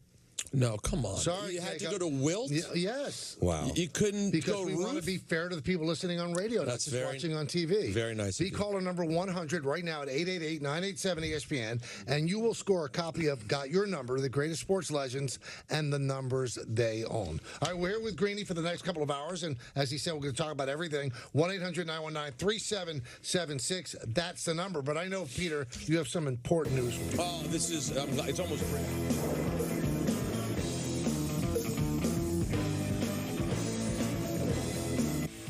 The Michael Kay Show on Yes is brought to you in part by Bigelow Tea, who encourages you to grab a mug and tea proudly. It's amazing to think that my grandmother started Bigelow Tea right here in New York. And today, we're still a family company. And you have to remember, tea, that's all we do. So every cup counts. That means never compromising. My family won't let that happen. And our extended family, they give their all every single day. And our community, well, they expect that. I want a cup of Bigelow Tea to be a moment just for you. That's what I hope for. We live our lives on our home's fabrics, and though we come and go, our odors stay. It's called odor transfer. Left untreated, those odors get trapped inside fabrics and then release smells into your air. Ew. You need new Febreze Fabric Refresher. Its new formula is proven to deliver longer-lasting odor-fighting power so you can enjoy longer-lasting freshness, even hours after spraying. The more everyone sprays, the fresher your whole home stays. New Febreze Fabric Refresher.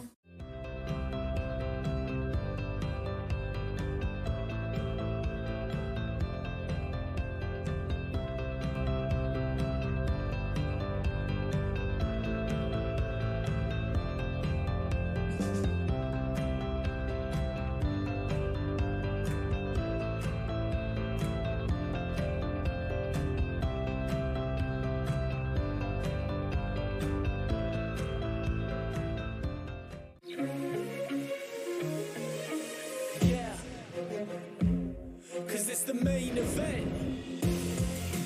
Bridges building highlights. The Quacks attack on the interior. Here we go. Now everybody's here for the main event. The challenges our planet's animals are facing sometimes feel a bit heavy. The animals haven't eaten in a day, 2 days, they haven't drank anything, they're cold, they're dehydrated. As soon as we started our descent, everywhere I could see was mud. Just absolutely mud. The country has been in prolonged drought for so long, it was like a tinderbox waiting to go up. Okay, very heavy. Each of us wants to be part of the solution, and we can be. Remember that there's good happening right now. At home. All right, we were able to get into your unit, and we have all 4 of your cats. So, okay. And around the world. For any animal in any disaster. So let's focus on that, right? Be part of the solution, one rescue at a time. Search ifa.org/disaster ready.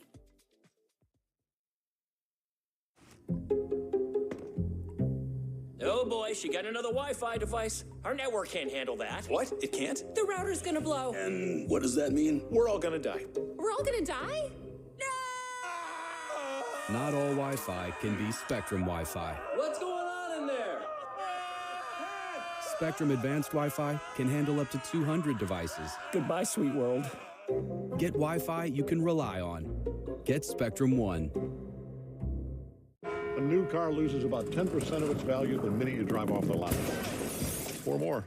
That's why Farmer's new car replacement pays to replace it with a new one of the same make and model. Get a whole lot of something with Farmer's policy perks. We are farmers. Bum, bum, bum, bum, bum, bum. Here for the Dunkin' Run campaign commercial. It's a great deal. A large coffee and a donut for $1. I mean, I do know you departed. The Departed. Were you in The Departed? I met David. Yeah, I love him. He's great. Yeah. Time for a Dunkin' Run. Get a $1 donut with any medium or larger coffee. We about to turn it up. Case closed. Swing and a miss. Bases loaded. Big win. Yankee streaming is brought to you by Toyota. We about to turn it up. Oh, yes! Claxton. Let's go. Case closed. Cole. Swing and a miss. Bases loaded. Big win. Some say luck is the residue of design. That if you work your tail off, your moment will arrive. But you'll never see a name on these pinstripes, because this isn't about just one person. Never was.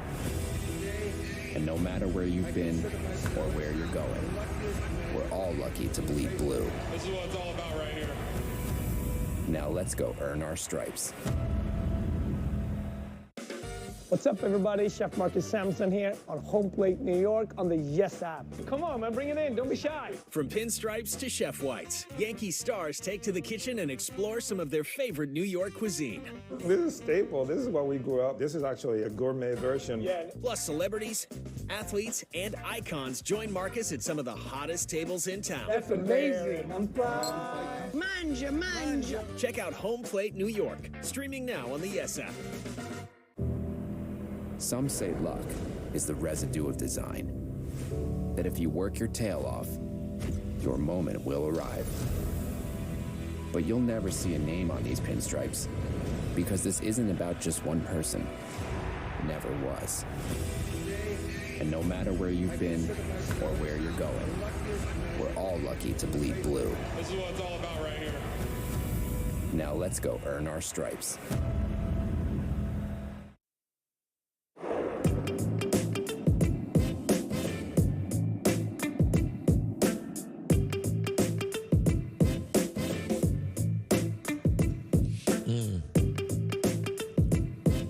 Oh, is this for the Masters? Yeah, unfortunate, of course, because Ray Charles wouldn't have been allowed to attend the Masters, but yeah, how interesting song choice. Yeah. You all get over it. You know the great traditions they have back then. I know, and they use this in every commercial. We were talking about Tiger, we're talking about Nance. It's we're a talking tradition about like no other. It's the azaleas, let's be honest, because where else are you going to be able to see the beauty and the pageant? Really, just roll it. Was up that your attempt at saying pageantry? No, it was me. It was me giving up on just being sickened by the whole sight of everything. Now, don't you think, though, Greeny, we were talking earlier about the love of golf and Don's lack of appreciation for it. I stink at golf, but love to play.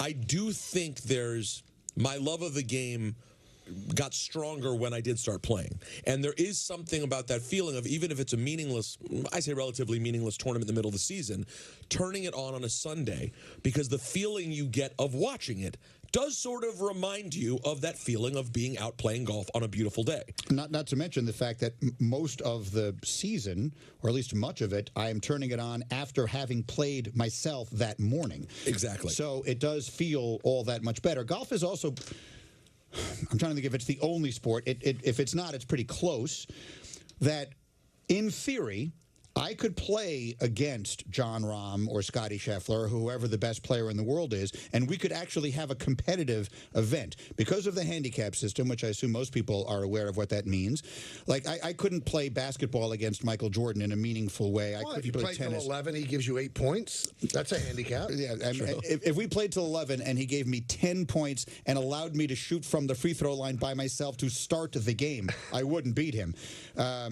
But golf, you can legitimately have a competition. And who's the best player you've ever played against, speaking of which? Against? Or with? Well, so we've played with in a bunch of the tour events back in the day. Mike and I got to. So you played with everyone in those days? No, not everyone. But we played with Gary Woodland before he won the U.S. Open, but that was awesome. We played with Lucas Glover after he had won the U.S. Open. That was fantastic. I love playing with those guys. I would walk just to listen to the conversations they would have with their caddy. Like we would play from the regular tees. They would go back and play from the tees where the tournament is being played from. And I would walk back there with them just because I wanted to see what he would do and hear what he would say. So he's looking in the yardage book to the caddy. What is it to cover this bunker? 328 yards. Okay, no problem. We'll do that. You know, for me, that's like a driver and a 6-iron. He's just going to hit it right over that on one shot. They're just playing a completely different game. Even just hearing the way they swing the club up close is insane. Yeah. Everything they do. They're playing a different game than we are. Now, we play a game on Wednesday called Would You Wednesday. So you just put yourself at the free throw line. This was one of the ones that we had. I want to throw it at you. Go. You have 10 chances to make one free throw. Okay. One. And if you make it, you get $500 million. Give Greeny something that would actually impact him, though. Wow. Is this the go to jail on the other side? No. Oh, because we did that one on Mike and Mike. If you miss the shot, if you don't hit that shot, somebody's behind you and blows your brains out. You're dead. Right. Oh, no, I'm not doing that. No. You don't think you can hit one free throw? I think I could, but I'm not sure enough. I mean, the game that we played. So the answer is definitively not. I would not. There was nothing I would do right now that I would risk that. Okay. Like my life is just really good. I have my life in a place right now that I really like it. I'm very happy. So you're not really risking it I for want the to free hold throw. on to this as long as I can. I'm in that part of life right now. I thought about this as a little extension to it. But if you'll miss, you're dead, but your family gets the money. No. I mean, I love them, but not that much. Now, I do want to tell you something very quick. I'd like to think they'd miss me. Yeah, you think. It wouldn't be worth them. I'd like But to then think they find they themselves something wouldn't nice want and me to forget. do it. All right, here's the question. All right. This is the question. Okay. If you presented that option to your wife, would she want you to do it? Yes. Meaning, would she say, I want you go up there, and either way, I'm going to get $500 million. But somebody But if you miss all 10, if you miss all 10 foul shots, you'll be dead. But I'm going to get $500 million either way. Would she say to you, honey, do it? I'm willing to take that my risk. wife would not. She would tell you not to do it. Not to do it. Right. It's $500 million. Nancy wouldn't tell you to do it. No, but she... listen, she'd be disappointed if I missed. But then the family's taken care of. I mean, we don't know what can happen tomorrow, and there's no money behind that. So I go to the Nick Laker game. Yeah, I remember. And Greeny's there with his wife Mm-hmm. and his nephew. Greeny left at halftime because he's got morning obligations. His wife sat there. It was like he didn't even leave. And what a delightful person. She's the better one of the two. And I like Greeny a lot. You guys talked the whole time? We talked the whole time. There was not like any uncomfortable silence. We laughed. We joked. She's the best. Did she say anything about this hangout, Greeny? She when you did, got of home? course. What'd She say? had a very nice time. She enjoyed it. She posted a lot of pictures, and my nephew really enjoyed meeting you as well. And so, She's yes, great. absolutely. Yeah, I can see why he doesn't want to leave this earth. There was no debate that my wife is the better half of us. The way we did that, and Mike and I actually did it, was you get 10 shots from half court. Okay. So 10 half court shots. Right. If you make one of the 10, you get, I forget what it was, $10 million, half a billion. If you don't make any of them, you have to spend 5 years in jail. Are you willing to risk Half that? court shots? No. Half court, that's too tough. That's too tough. No way. You would be willing? No, but we 'Cause did I don't actually think you go out and fare well try in it, jail. and I made the first one. It was a miracle. I picked up a ball. I realized I was having a really hard time throwing it like an actual shot. So I literally threw it like you might throw. I threw it like a baseball throw, and it was ridiculously, it went in. And no one believed, when we showed it the next day, no one believed it was my first try. But I swear on my children's lives, I fully acknowledge it was just luck. Right, but it happened. I swear on my children's lives, it was my first shot. Did Mike make his? He made the 10th. He needed 10. He missed 9, and the 10th one. I don't know which one's crazier, hitting it first or hitting it 10th. Yeah, I mean, again, neither of us was going to jail, and no one gave us $500 million. But we just tried it for the fun of it, and But you would agree, Mike, you would not fare well in jail. Well, no. I think it's reasonable to state that I would not fare well. Well, you a Gen Pop, or is this? Well, Gen Pop, yes. All right, well, that's a different story. Yeah, see, we can't have Greeny and Gen Pop. Now, by the way, Nick DeChristopher from Cold Spring, New York, is the winner of this fine book. You should give it to Jacob for answering 100. I will gladly. I'll sign it to him. Great. There you go. Now, Greeny, I'm curious about this. This is something I'm curious about with a lot of people. Is like the role you've played in America is over the last 20-some years. You've been a part of people's lives for a very long time. Audio, but now visually you've been in front of people for a long time. I'm just curious to what the celebrity life of Mike Greenberg is like. I see you guys post your social media out to dinner around in New York, being normal. You seem like you obviously live a somewhat normal life, but you also, just to be quite plain about it, are a national celebrity people know. What is life day to day like for Mike Greenberg out in these streets, as they say? So good. Like I'm the luckiest person I know, and Michael, I'm going to guess you guys feel the same way, but you and I, Michael and I, are around the same age. We grew up. You look considerably better, but go ahead. He's a lot younger than me. How old are you? I'm 62. Okay, I'm 55, so I guess I am a little younger. So we're the same age. Don, you're 55. Don and I are almost exactly the same age. But I am just one of millions of kids who grew up in New York or anywhere who just loved sports and wasn't going to be good enough to play and just wanted to try and figure out some way to be around it, as close to it as I could ever be to being in the action. And the fact that I'm the one who gets to sit in the middle of this TV show in the morning and all these people and host this radio show, and last year I got one of the great thrills of my life. I so regret that my father didn't live to see and hear this. Because my first memories as a kid, and when you said jokingly that football is obviously my second favorite sport, truthfully, my first favorite sport as a kid was basketball. Okay. Going to the garden with my dad. I still can remember what the cigars smelled like in the garden in the 70s when I was a kid, when my father would take me. Your dad would tell you about old Jewish basketball players when he was a kid named Pippi Shorts that you couldn't even believe existed. And Red Holtzman, and when he was on the Rochester Royals and all of that. Absolutely. And my father's favorite players, he was always a Knick fan, Dick McGuire and guys like that. But anyway, the point is, last year I got to say, good evening, everyone, and welcome to ABC's coverage of Game 1 of the NBA Finals. That was me. I've been watching that all my life, and I actually got to say it. And I get to host the NFL Draft. This is a miracle what has happened to me.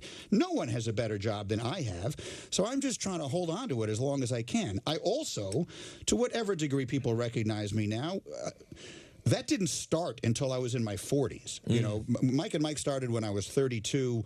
We didn't really become anything until, 5, 6, 7 years. So the first time anyone knew who I was or cared, I was probably 37, 38 years old. So I know what it's like the other way. I know what it's like when you have a show and you're the only one who knows you have a show. Right. This is way better than that. And people are nice. Like, I walk down the street and nowadays everyone yells stuff about the Jets, especially with all this Rodgers stuff. A lot of people, as I always joke around with Stephen A., I have a lot of messages for him because since I started doing the NBA, everyone says, hey, you tell Stephen A.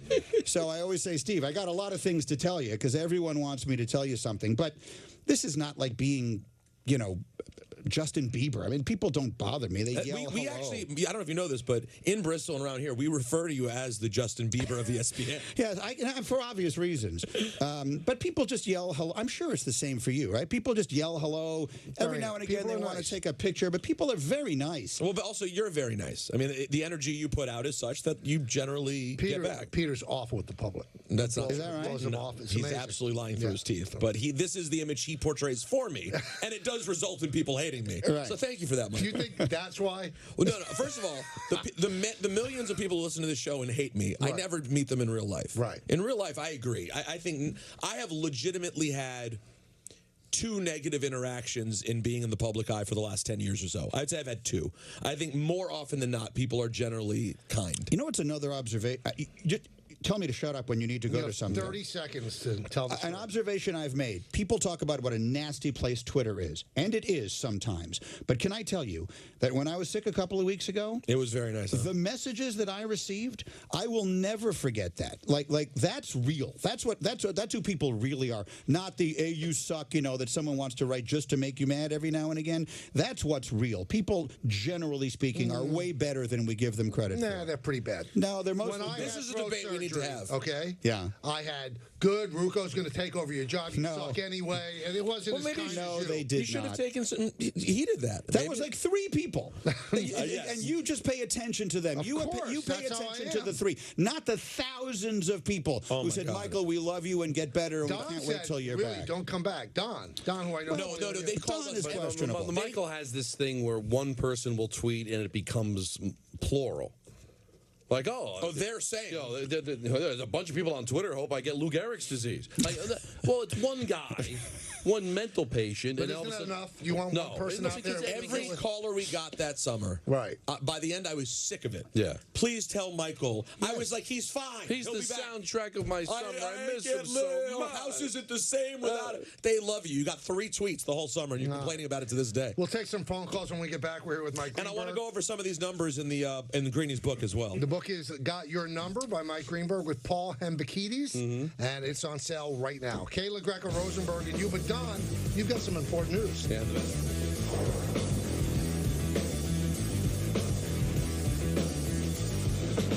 The Michael K. Show on Yes is brought to you in part by Audi, the official luxury vehicle of the New York Yankees. Visit your tri-state Audi dealer today.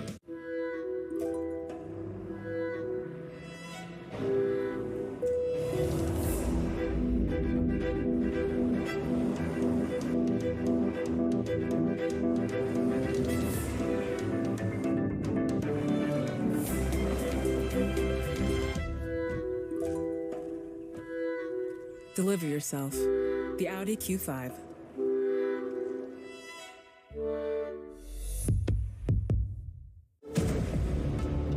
In-play betting, because a lot can happen during 9 innings. You can wager on the run line, game props, player props, totals, and the money line. Bet365 is the world's favorite sports book for many reasons, and play betting is just one of them. A pinch of city celebrities. Oh, yes. A dash of saucy stories. My t-shirt is full of sauce. An infusion of iconic restaurants. Bake for 30 minutes and devour Home Plate New York. Stream full episodes exclusively on the Yes app. Brought to you by Tullamore Dew Irish Whiskey. Please enjoy responsibly. We about to turn it up. Case closed. Swing and a miss. How do you measure greatness? Is it pulling off feats that haven't been seen in generations? Or is it doing the little things The memory of a lifetime. that make all the difference? Absolutely amazing. Hi, I'm Vanessa Williams, and I want to share with you the role that diabetes has had in my family. I lost my grandmother at the early age of 64 due to complications with diabetes. She was warm, generous, and a constant encouragement for me to follow my heart. Did you know that African Americans experience chronic kidney disease at a rate that's 25% higher than white Americans? And we're almost 4 times more likely to develop kidney failure. Diabetes and high blood pressure are leading causes of kidney disease, which can result in kidney failure, needing dialysis, or a kidney transplant. The good news is that you have the power to check out how well your kidneys are doing and learn ways to prevent them from failing. So go to your doctor and get yourself checked out. Visit linkmylovetv.org to learn more. Get the facts, get checked, and get healthy. The majority of my patients with sensitivity, I see irritated gums and weak enamel. Sensodyne sensitivity gum and enamel relieves sensitivity, helps restore gum health, and rehardens enamel. I'm a big advocate of recommending things that I know work. Oh, I need new wipers. RockAuto.com. That was easy. That was fast.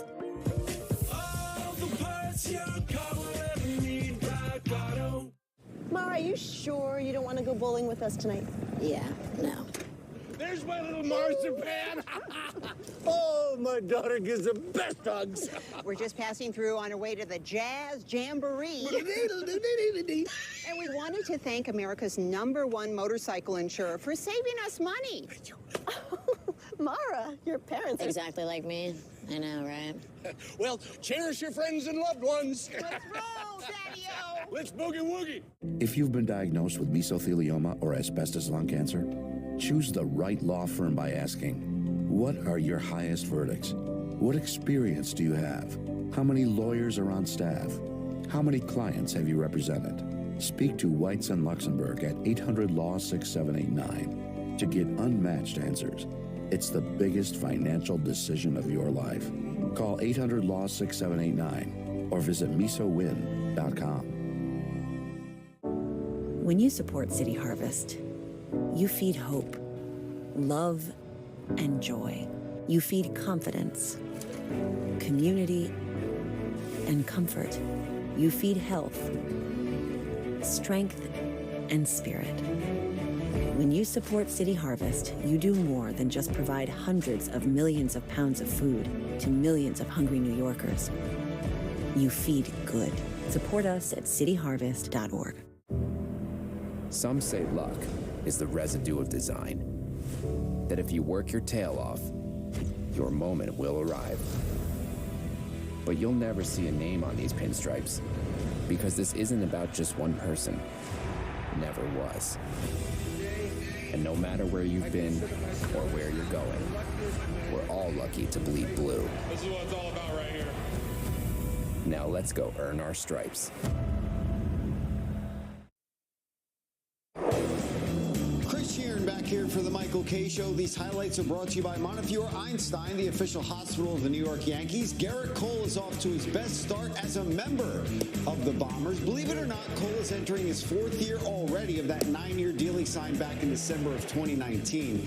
So far through 2 starts this season, he has thrown 12 1/3 innings, given up just 1 run, and has picked up 2 quick wins. One on opening day, of course, over the Giants, and yesterday afternoon in his second time out against the Philadelphia Phillies, where he pitched into the 7th, allowing 1 run and striking out 8, pushing his strikeout total for the season to 19. He has struck out 42% of the batters that he has faced so far. He's lined up to make his 3rd start when the Yankees land on the second part of their upcoming road trip in Cleveland. Cole dominated Cleveland last season. In 2 starts, he had an ERA of 1.42.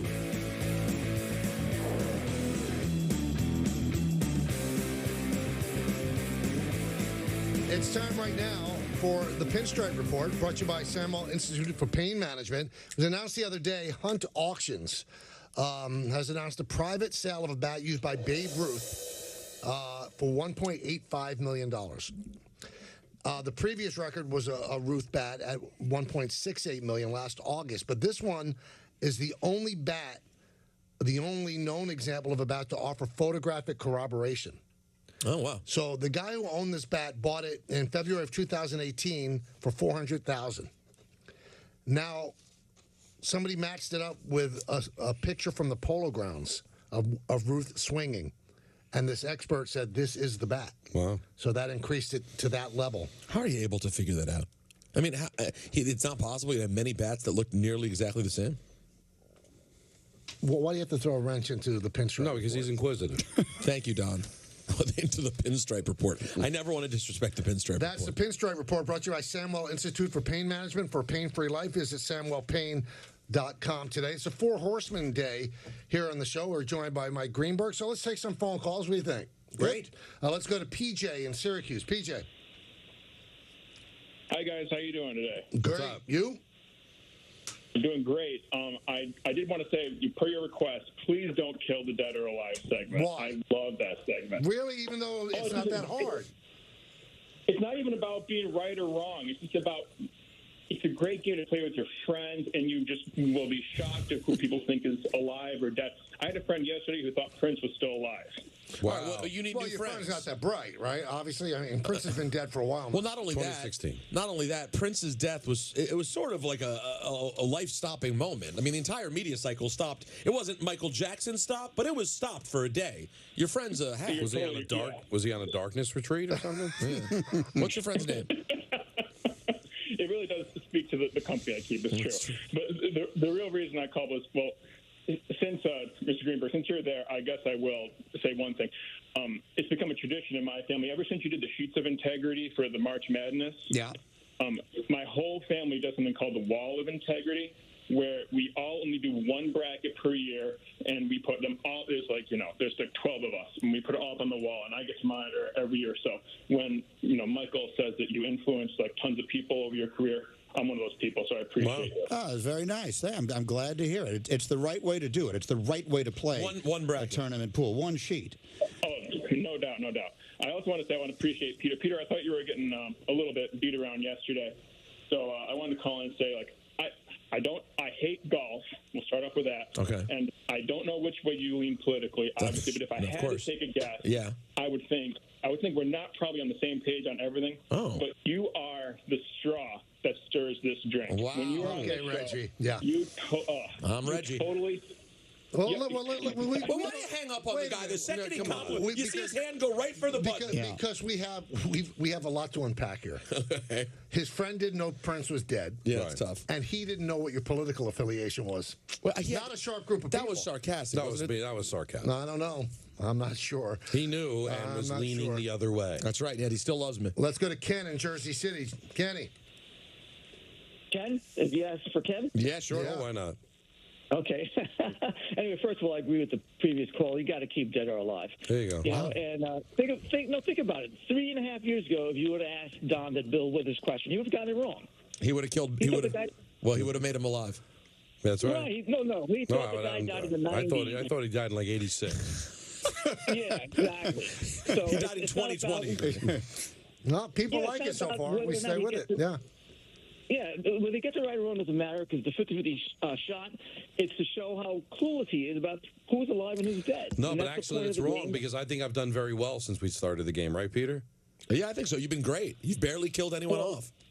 Like I said, the 50-50 shot, he thought the boss was dead because it was a total guess. He didn't even know who he was. So, anyway. Boss? Bruce Springsteen? No, the wrestler. Big Boss Man.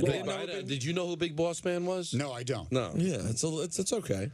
You don't call him the boss. There are two bosses, Ken. Who are the George two? Steinbrenner and Bruce Springsteen.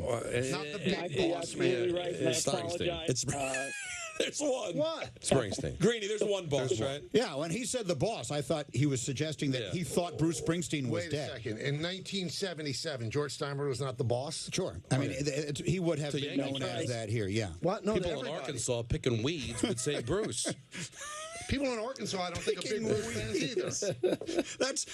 It's hilarious because I happened to do an interview with a radio station in Arkansas today. I swear I'm not just saying that. And Don's perception of what they're doing in Arkansas right now is picking weeds. He just dismisses people.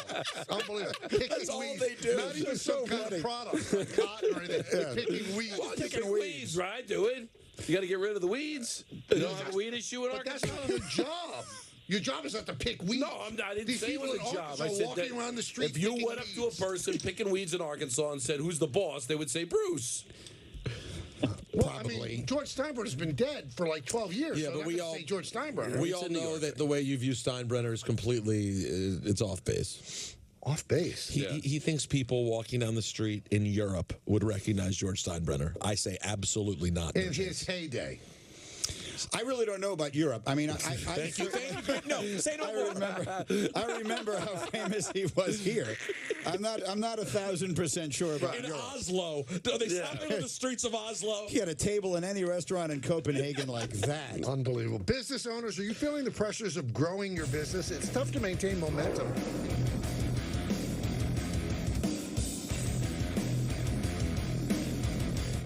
The Michael K. Show on Yes is brought to you in part by Burke, the top rehabilitation experts serving the tri-state area. Every expertise for every life. 10 years ago, we started Untuck It out of my apartment, and today we have more than 80 stores worldwide. It's been quite a journey. We didn't just create shirts designed to be worn untucked, we perfected them.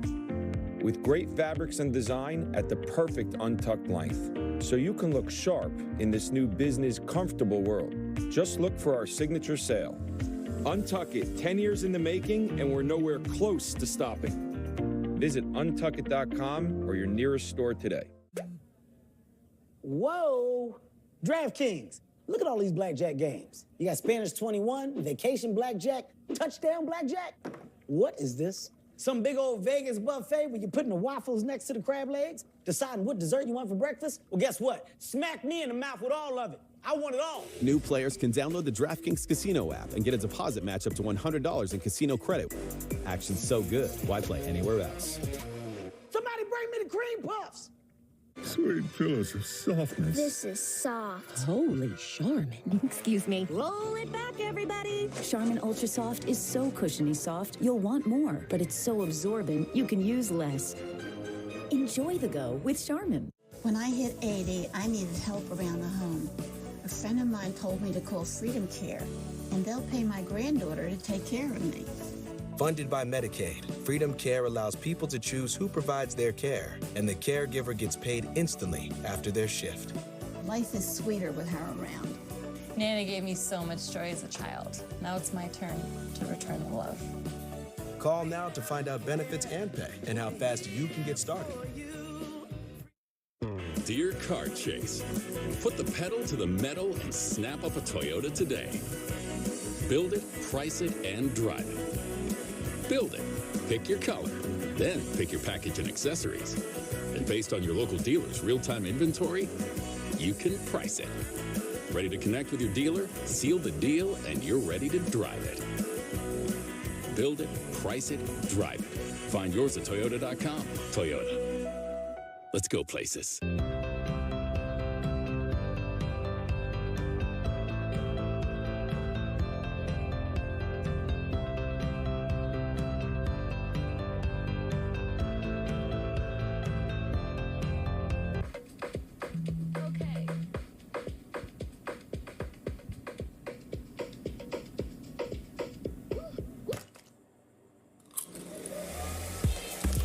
Getting ready, we all have our routine. Finding an outfit. Fixing your hair. And all the other little touches. Gum, check. Keys, check. Phone, check. But of all the things you remember to bring with you, naloxone could be the most important. It can reverse an opioid overdose. You can get it without a prescription in most states, and it's really easy to use. If you or someone you know is at risk for opioid overdose, naloxone could save their life. Keep it on you and at home. For more information about naloxone, visit cdc.gov/stop-overdose.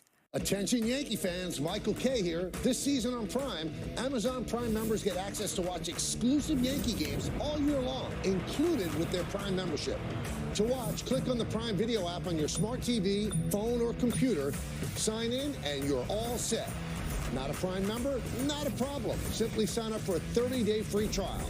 To see the full schedule, scan the QR code here or go to amazon.com/Yankees. It's that easy. Some say luck is the residue of design. That if you work your tail off, your moment will arrive. But you'll never see a name on these pinstripes, because this isn't about just one person. Never was. And no matter where you've been or where you're going, we're all lucky to bleed blue. This is what it's all about right here. Now let's go earn our stripes. Defend your family's health and remove the risk. Go to fda.gov/health-playbook. Good time today with our good friend Mike Greenberg. He has a book out. It's called Got Your Number. It's on sale right now. We will be giving away 3 books this hour. 3 books this hour. We've already given away 1, so we'll have 3 more. We sell books. We are the Oprah of sports talk radio. That is true. I like it. We have really helped books before, but I'm sure your book doesn't need help. Every book needs help, but I'll tell you just super quickly before you get on to whatever else. You know what I have, as I have been promoting this for the last few days, the book is a combination of sports debate and sports history, and I'm actually more excited about the history part than anything else, because I've become increasingly frustrated as I get older. And one of the things I like about this show, because I'm just a listener at the end of the day, as you guys know, I listen all the time, and I listen to a lot of sports talk shows. If I ever hear a talk show host say, well, I don't know much about that guy because he played before my time. Well, now I'm done with you, okay? Yeah. Could you imagine putting on a political show and having someone say, I don't know much about FDR because he was president before my time. So, you know, let's only talk about Reagan and Bush. Right. That's ridiculous. If you don't know the history of sports, then you can't put anything into the context that it belongs in. And so our book, whether you agree or disagree with some of the choices that I made, which is the debate part of this, I hope that it will also, because Hembo's research is so good, that it will do what when I was a kid, I loved reading books about sports history. That's how I learned about everything I know about sports was from reading books. And so I hope that people will take that from this, that whether they, you know, I'm getting a ton of tweets, oh, you got the wrong one, 21 is wrong and 4 is wrong, and that's fine. That's beautiful. That's the back and forth. But whether you agree or disagree, you will learn a lot from the book, and that's what I like the most. I'll just give one away. Be caller number 99 for Aaron Judge. Well, your 99 is probably Gretzky. So 99 is Gretzky, but I will tell you that there are two athletes. You can try and guess if you want. I'm sort of giving away who one of them is. If I were to do the book now, there's two guys who aren't in it that would be. So you guys know that when you write a book, you write it and then you submit it, and then it doesn't come out for a while. Mm-hmm. So we were supposed to have the book in June 1st of last year, and Steph Curry looked like he might be on the verge of winning another championship, and so I asked them to let me have a few more days, you know, because it would have been he winning his 4th title. So that's when we submitted the book. Literally I wrote that chapter the day after they won the finals, and that's when the book went in. Who was competing with? Who had it before him, by the way? No one did, but I wanted to write the chapter. Oh, like to write that chapter and not be able to say he won his 4th title, and you know, because we didn't know if he was going to win, lose. You don't know until it happens. But see, he would have been number 30. And, no matter what. Yeah. I can't even think of one. He would have been 30 either way. Willie Randolph. Thank you. Martin Brodeur. By the way, both good ones. But I would have given him 30 either way, but I wanted to wait until... If I were doing the book today, there's 2 players who would have made it that did not. Okay. If you wanted to guess who they are. Judge is one. I would have given him 62. I would not have given him 99. I would have given him 62 because so many people now consider that to be the... 61 is Maris in the book, and I would have given Judge 62. 62 is currently Arnold Palmer because that's the number of tournaments that he won, and he's one of the most beloved and greatest golfers that ever lived. But that record had again, when I submitted the book, we didn't know he was going to do it, and we wouldn't have known. I couldn't have guessed where he was going to finish it anyway. He could have hit 63, 64, whatever it was. I would have given him that. And there's one other I would have changed. One other. Yeah. Meaning recent accomplishments? It actually is a jersey number. It's a player who a year ago today I would have told you I thought it would have been premature, and now I actually think I would give it to him. He's a football player. Within 15? Yes, I would have given Mahomes 15. I did not give Patrick Mahomes 15. So 15 is a tough one, and it is one that people... I wanted to put college players in the book. So everyone... Tim Tebow, his career at Florida, you can make an argument he's the greatest college quarterback that ever lived, and maybe the most accomplished college football player that ever lived, besides Archie Griffin, who is also in the book. He's 45, the only 2-time Heisman winner. Tebow set a bunch of records that last to this day. Tebow is one of many players who have the unfortunate, because his pro career was so complicated, not only was it not spectacular, but it was complicated. For their own reasons, a lot of people made a very big deal out of him, much more so than had anything to do with him. And we all know who we're talking about and what we're talking about, that he has now become a figure that you say his name and people have a certain preconceived idea of what they think of him. The truth is that Tim Tebow is one of the greatest and most beloved collegiate athletes of all time, and so we gave it his number is his jersey at Florida. because a year ago at this time, I thought it was premature to give it to Mahomes. If I were doing the book now, I would give it to Mahomes. Second Super Bowl in, you have to. I think you have to. All right, so be caller number 99 right now at 888-987-ESPN, and you will score a copy of Got Your Number, the greatest sports legends and the numbers they own. Before we get on, I want to talk about the Knicks a little bit at the top, but I do want to ask you this because it's about numbers. So Joe Namath has been so gracious as to say he would give up number 12. Yes. And so let's say the Rodgers deal does get done. If Rodgers takes it, it would really disappoint me. Your feelings? No, we had this conversation. I think we talked about this before. It would not bother me because Joe said it's okay. Here's what I would say. If Joe Namath was dead, not to go back to the callers who all love your new game. If Joe Namath was dead, then I think it would be wholly inappropriate for Rodgers or anyone to wear the number 12. With Namath alive, and still as connected to the Jets as he is, and basically coming out and saying, I'd love him to wear the number, I think you could almost view it as honoring Joe, and I would hope that Rodgers would do it that way. Namath is such a revered figure in the history of the sport. What I will say, I thought you were going to ask me if I would give Rodgers 12 in the book if I did a sequel, and I would not, but I will say the next Super Bowl is 58. If we win the Super Bowl with Rodgers, and I do a sequel, Jack Lambert, out. Done. No more. And Rodgers gets 58 for Super Bowl 58. I do feel a certain way, but I think Joe Namath is doing the classy thing and doesn't want to be the guy that, you know how Rodgers' mind works. I'm not coming if I can't have 12. Right. So Joe doesn't want anybody to take his number. There's no way he does. And I think it would be a sign, a lack of respect on Rodgers' part if he did take it. It would not be an homage. I don't know that I see it that way. Like, look, these numbers, it is important. It's important to a lot of people. But if Namath himself is saying it, then if it doesn't, then he's telling us it doesn't bother him. And if it doesn't bother him, why should it bother us?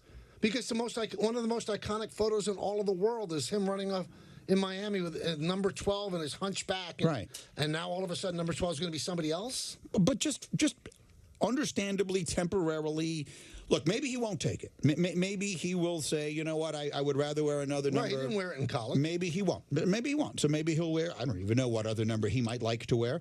But maybe he won't. But it will not. I understand what you're saying, but because Namath has given it his blessing, I'm okay with it. Jonathan Mitchell from Port Jefferson, New York, is the winner of the book. We have 2 more books to give away this hour. And by the way, I assume 42 is Jackie Robinson. Yeah. Maybe I did find a maybe number that one for next time, Mariana, Michael. though. Maybe. Yeah. Again, I'm trying to get the sweet 42 spot is enough. where the delay on TV and radio, where the people that listen on radio, which we love because they're the ones with meters, we don't want to alienate them and not give them prizes because Yes is dead live right now. As we say it, it's on the air. Who did you give 56 to? So 56 was an interesting number because I believe that more people associate Joe DiMaggio with the number 56 than with the number 5. But 56 is also Lawrence Taylor's number, and Lawrence Taylor is the greatest defensive player that ever lived. So DiMaggio is 5 in the book, and Taylor is 56. But if it would have been interesting, well, let's put it this way. Joe DiMaggio is my father dedicated his first book to Joe DiMaggio, and it had nothing to do with sports. He was his idol. My dad grew up in the Bronx in the 30s. If I had not put Joe DiMaggio in this book, my father would have come back from wherever he is, come on this show, and told everyone not to buy it. So there was no option about putting DiMaggio in the book. But I think if it came down to DiMaggio or LT, I think LT has to be in the book. But I was able to put DiMaggio in anyway at 5, so it wasn't a problem. Was there a moment writing the book where you were fixated on a number, you already had the guy done, and then somebody said, well, what about so-and-so? And you were like, oh, you're right. I totally spaced on scrap that. it. No, thanks to Hembo, no.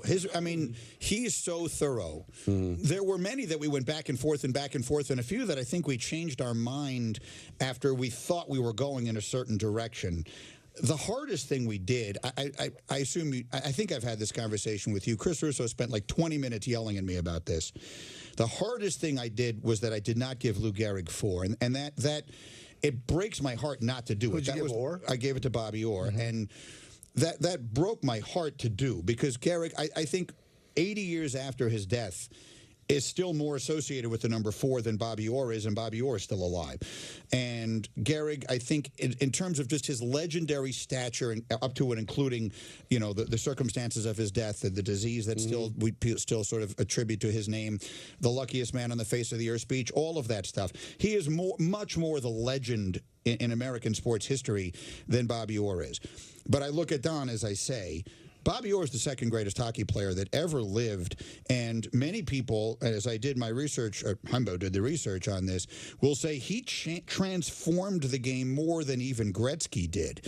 And Gehrig, while the greatest first baseman that ever lived, if I asked you right now, Michael, name the 5 greatest baseball players of all time, you wouldn't say Lou Gehrig, I don't think. Most people would not. Bobby Orr, I believe, is the... I don't believe. I think definitively the argument can be made that he is the second greatest hockey player that ever lived. Just the fact that he was a defenseman. I couldn't take him out. Look, there are 4 primary awards that are given every single year in that sport. He's the only player to win all 4 of them in his career. He won all of them at least twice. He won all 4 of them in 1 year one time. He also did all of this by the time he was 26. His knees gave out when he was 26 years old, and his career was essentially over. He changed the sport in an incredibly... He's like this. He is both Sandy Koufax and Steve Carlton. He put up numbers that still last to this day, and he did it in as short a period of time as Koufax did. He is that guy, and I had to give him 4. But to not give it to Gehrig, who is so associated with that number, that was the hardest thing I did. Did you ever think about sharing a number, giving it to... No, I think that's a cop-out. Yeah. I mean, I think that's a cop-out. You got to do it. Now, there were some numbers that I gave, I have them shared because I put people in together. For example, Chris Evert and Martina Navratilova share the number 60 because they met in the finals, believe it or not, of 60 WTA tournaments. I just read that. That blew my mind. It is by far the greatest rivalry in the history of American sports. I grew up as a tennis fan and a tennis player. I'll just say this quickly. I don't mean to take up all the time. But the great rivalry in that era on the men's side was McEnroe and Borg. They played each other 14 times total. Chrissy and Martina played each other 14 times in the finals of Grand Slam events alone. They met 60 times in total in the finals of events. And so the number 60 is owned by the 2 of them together because I feel they should share that. Their rivalry is such. So there were some numbers like that. Who won the most out of the 60? Martina did. The 2 numbers very early on that I thought had to have controversy around doing them were 7 and 8. Those both seemed very, very difficult. 7 was brutal. So you're going to be mad at me again. Because I didn't give it to Mantle. I think you don't want to be having Yankee bias. No. Well, look, I think I gave Jeter 2. Well, let's hear it out. I gave Jeter 2. I gave Ruth 3. I gave DiMaggio 5. That's 3 out of the first 5. Well, DiMaggio's just for his dad. But he's also the right pick. Okay. Right? I mean, he's the right. He deserves it. Well, Steve Henderson with the Mets was 5, right? Yes. Yeah. I think John Bagley of the Celtics. So why did you decide that Maris is 7? I'm just trying to think what other Yankees are in the book. Maris is 61. Seaver is 41. So why Kranepool over Mantle? So 7 is John Elway, and John Elway is I know over Mantle. It is a very hard choice. Again, I think Mantle still has an aura about him. He was everyone's favorite player in his day. But I think there's a couple of different ways to look at this. He isn't the greatest player in the history of his own franchise. He isn't even particularly close to that. Well, but you're penalizing him for being on the greatest franchise. No, but John Elway, I think, might be, and this is one of the things because we have data that suggests this, John Elway in Denver might be the most beloved athlete in the history of the United States. There may be no city that ever loved any athlete the way that city loved and loves John Elway. He also single-handedly carried those teams to 3 Super Bowls on terrible teams. And as I wrote in the book, anyone who counts his Super Bowl record against him has never watched a football game in their lives. 100%. I give him more credit for the 3 Super Bowls that he carried mediocre teams to and got waxed. One of them against Don's Giants, and one of them against Washington, yes, of course, and one of them against San Francisco in the least competitive game ever played. But those were bad teams that he carried all by himself. If you read the Elway chapter, then I want you at some point. It's 2 pages. Read the Elway chapter and then tell me I'm wrong. It was a brutal decision to make, but we did make it. Now 8 was another tough one because 8 is Berra and 8 is Cal Ripken. Exactly. But it is also Kobe. That's tough. And so when it he was another number when too. it came to Kobe, he was also 24. Right. So I'm going to be honest. This is how I chose it. Do I want to give Kobe 8 and let Willie Mays have 24? Or do I give Kobe 24 and make up my mind between Ripken and Berra? That would have meant leaving Willie Mays out of the book. Leave Willie Mays they out can't of the do it. So that's how I gave Kobe 8. This is fascinating. Because isn't it? It's a great book. It is amazing. Willie Mays has to be in the book. Willie Mays, to me, is either the first or second greatest baseball player of all time. And Kobe's not truly 24. It is his alt number. Kobe's true number. I think if you're going to get one Kobe jersey, you get 8. That is the number. Well, since we're talking about Mantle and we're talking about Berra, it is the Pinstripe Report. Brought to you by Corona. Yeah. But by not choosing Mantle, though, you have taken away any chance to have Billy Crystal or Bob Costas promote your book. I think he'd appreciate it. No, they wouldn't. No, they wouldn't. I mean, I did give Maris 61, if that makes them, certainly if Crystal feels a little better about Billy it. listens to the show. And he also knows that I grounded out to him in one of those softball games. All I ever wanted when I played in those softball games the Sunday of the All-Star game was to make an out to a legend, to hit a ball to Paul Molitor or Ozzie Smith or something like that. Instead, in my career, I popped out to a Backstreet Boy, and I grounded out to Billy Crystal. And that is the Pinstripe Report, brought to you by Corona. Enjoy the finer life of sports. Corona, the official cerveza of Major League Baseball. Get them all in, you know what I mean? You're doing a great job. Yeah. If the Knicks don't win against the Cavaliers, Stephen A. said the season's a failure. I don't go that far, neither was Don and Peter, but we say it would be a huge disappointment because the guy that you didn't get is going to help beat you. Right. Your thoughts? That's the worst part of it, but it definitely would not be a failure. The Knicks have had a terrific year. I actually am. I last night sat down with my postseason ballot. I get this is my second year being a voter, so I'm looking at them. I think they're going to have the sixth man of the year. I think they're going to have the most improved player. I believe Jalen Brunson is the most improved player, and I believe Emmanuel Quickly. Yes, I think so. I think when you consider what he has meant to this team that is going to wind up the 5 seed in the Eastern Conference, yeah, I think he's going to win. But he wasn't that bad last year. He wasn't bad, but he wasn't this. I mean, did you? He was this in the playoffs. Well, I mean, he's playing with Luka Doncic. I mean, that was Luka's team, and he played great. I'm not saying he didn't play great, but he has completely changed. He has completely reversed the fortunes of the Knicks. I think almost single-handedly. Yep. So here's the thing with the Knicks. The Knicks have 2 very good things going for them. They have the 3rd best player on a championship caliber team, which is Julius Randle. And they have the 2nd best player on a championship caliber team, which is Jalen Brunson.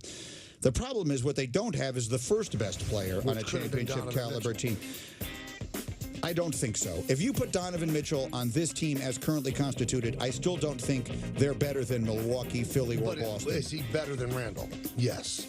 Oh, yes, he's better than Randall. Randall. He'd be the best player on the team. He would be the best player on the team. No. But what I'm saying is you need someone who could be the 1st best player on a championship caliber team, and I'm not sure he's that. Stephen A. does think he's that. I don't. I don't think that you win a championship with your best player being Donovan Mitchell. I think you win a championship with your best player being Kawhi Leonard, Kevin Durant, Steph Curry, Giannis Antetokounmpo, someone like that. That's why Jason Tatum, those guys to me are on another, I personally believe, a slightly higher level than Mitchell. If you disagree with me, then not making that trade was a disaster. It was an enormous mistake because if that is true, then they would be a contender right now. The idea that they didn't do it in part because they didn't want to part with R.J. Barrett looks excruciating, and the draft picks, at some point you have to F them picks, as they say in the NFL, and go ahead and make the deal. I believe they have made themselves a team that the disaster that was what happened in Brooklyn and the somewhat attractive nature of what the Knicks have made themselves, I think have put them in a position where they might they might be a destination in a way that it has felt like they have not been for such a long time. They will not have to greatly overpay Amari Stoudemire or greatly overpay for Carmelo Anthony anymore. I don't think it's impossible they get that guy. But until they get that guy, they're not better than Boston. They're not better than Milwaukee. All right, let me throw it to you this way, though. If you have Donovan Mitchell, first of all, you're not playing Cleveland in the first round. It'll be somebody else. You might be the number 4 seed. But if you have No, you might be higher than... No, if they had Donovan Mitchell, they might be higher than the 4 seed. Okay. Well, they're not getting past Philly or Boston. They'd still end up 4th at best, right? They're not getting past... If they had Donovan Mitchell on this team? Milwaukee, Boston, or Philly. I don't think it'd be better than Milwaukee. It's up, up in the air about They'd Boston. be up there. I mean, they would battle them. They'd be close. But don't you think they also play hard every night, which not every team does. They would be better, because they don't have load management, they would be better suited to get that great player if they had Donovan Mitchell. Because I'm not sure that Randall is the second best player on a great team. No, I think Brunson is. Yeah, Brunson. But is Brunson the second best player on a great team? It depends on who the first best player is. Yeah. If that first best player was someone like Durant, if Durant is healthy, then yes. If that someone is someone like, well, I keep going back to Donovan Mitchell. I don't want to sit here dumping on Donovan Mitchell. If it's a half a step down from that, then maybe no. The Knicks need to get... They need to figure out a miracle and get someone like that. You need in this day, you just need that guy. You need that guy to be Giannis. You need a miracle to befall you, and you wind up with one of the 10 people walking the face of planet Earth who are that good. And to the point you're making, is Jalen Brunson on the level of Middleton or Holiday? Yes, he absolutely is. So you put him with the Giannis? I'd rather have Jalen Brunson than Drew Holiday, and Drew Holiday is a tremendous player. Is he on the level of Anthony Davis? No. Well, he plays a different. But I'm just saying, in terms of a great player, he's more dependable than Anthony Davis. That is for sure. He is not. No, when Anthony Davis is playing. No, Anthony Davis, he is not. Anthony Davis is capable of being the best player on a championship. That's what makes it unusual. The second best player on Phoenix is much better than Jalen Brunson. Yes, well, Devin Booker, you could almost have an argument over who is the second best player on Phoenix. I think the Suns are going to win the championship, actually. And I think Devin Booker and KD, look, KD, he is on a personal 23-2 run. KD and Devin Booker with Ayton and those, I think they're going to win the title. I hope they don't. I don't want. I hope they don't also. I don't want KD or Kyrie. I also don't feel like spending 2 weeks of my life in Phoenix in June, which is going to be. Oh boy! I did that. I covered when the Bulls played there in the finals of '93. I was there. That's the hottest I've ever been in my entire life. But you tan nicely, I think. And on the off day, you can't tan. You have to stay in. You can't go. If you could not touch the steering wheel in your car for 20 minutes when you first get in. You play golf on your off day at like 8:30 p.m. Oh no! I mean, it's hot. That is like shrubbery is spontaneously combusting hot. Don, I have a pain in my left side all day. What should I do? Really? I've had a pain in my rear for 20 years. It's springtime. Do you want to be active?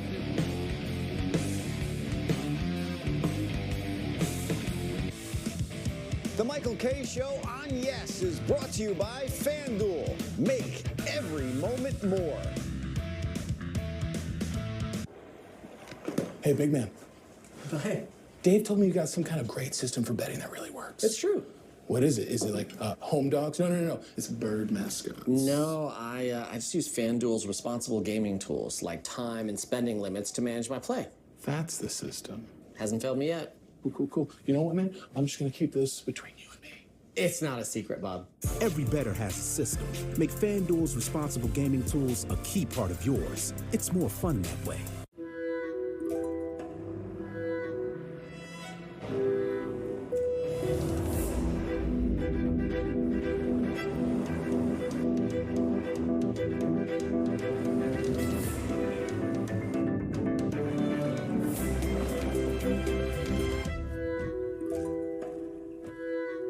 Deliver yourself. The Audi Q5.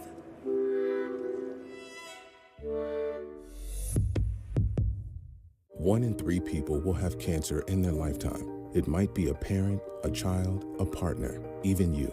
So what does it take to make sure you're in the right hands? It takes MSK. We specialize in more than 400 different types of cancer, including the most important one, yours. Memorial Sloan Kettering Cancer Center, because where you're treated first matters. Call 833-737-0404 or visit msk.org/together. Some say luck is the residue of design. That if you work your tail off, your moment will arrive. And no matter where you've been or where you're going, we're all lucky to bleed blue. This is what it's all about right here. Now let's go earn our stripes. We asked seniors how to prevent Medicare scams. My best advice, if you get a phone call, do not talk to the person. These people are well-trained. Don't talk to them. They don't know me. They're just trying to scam me. Don't be fooled. Hang up. Just hang up. Never give out your Medicare number. They want to get your number to put in a false claim. If I get a call from someone, I don't pick up the phone. And should I pick up the phone and they ask for information, then I hang up. How do you detect Medicare fraud? Just like I check my credit card statements, I check my Medicare statements monthly. Scammers can get a hold of your number, order medical devices through your account, and you're not even going to know about it if you don't look at your statement. Check your statement every month. If you get your statement and you see something that you know you did not have done, you report it. Call your senior Medicare Patrol. If you suspect Medicare fraud, contact the Senior Medicare Patrol in your state. So it's decided. We'll park even deeper into parking spaces so people think they're open. Surprise!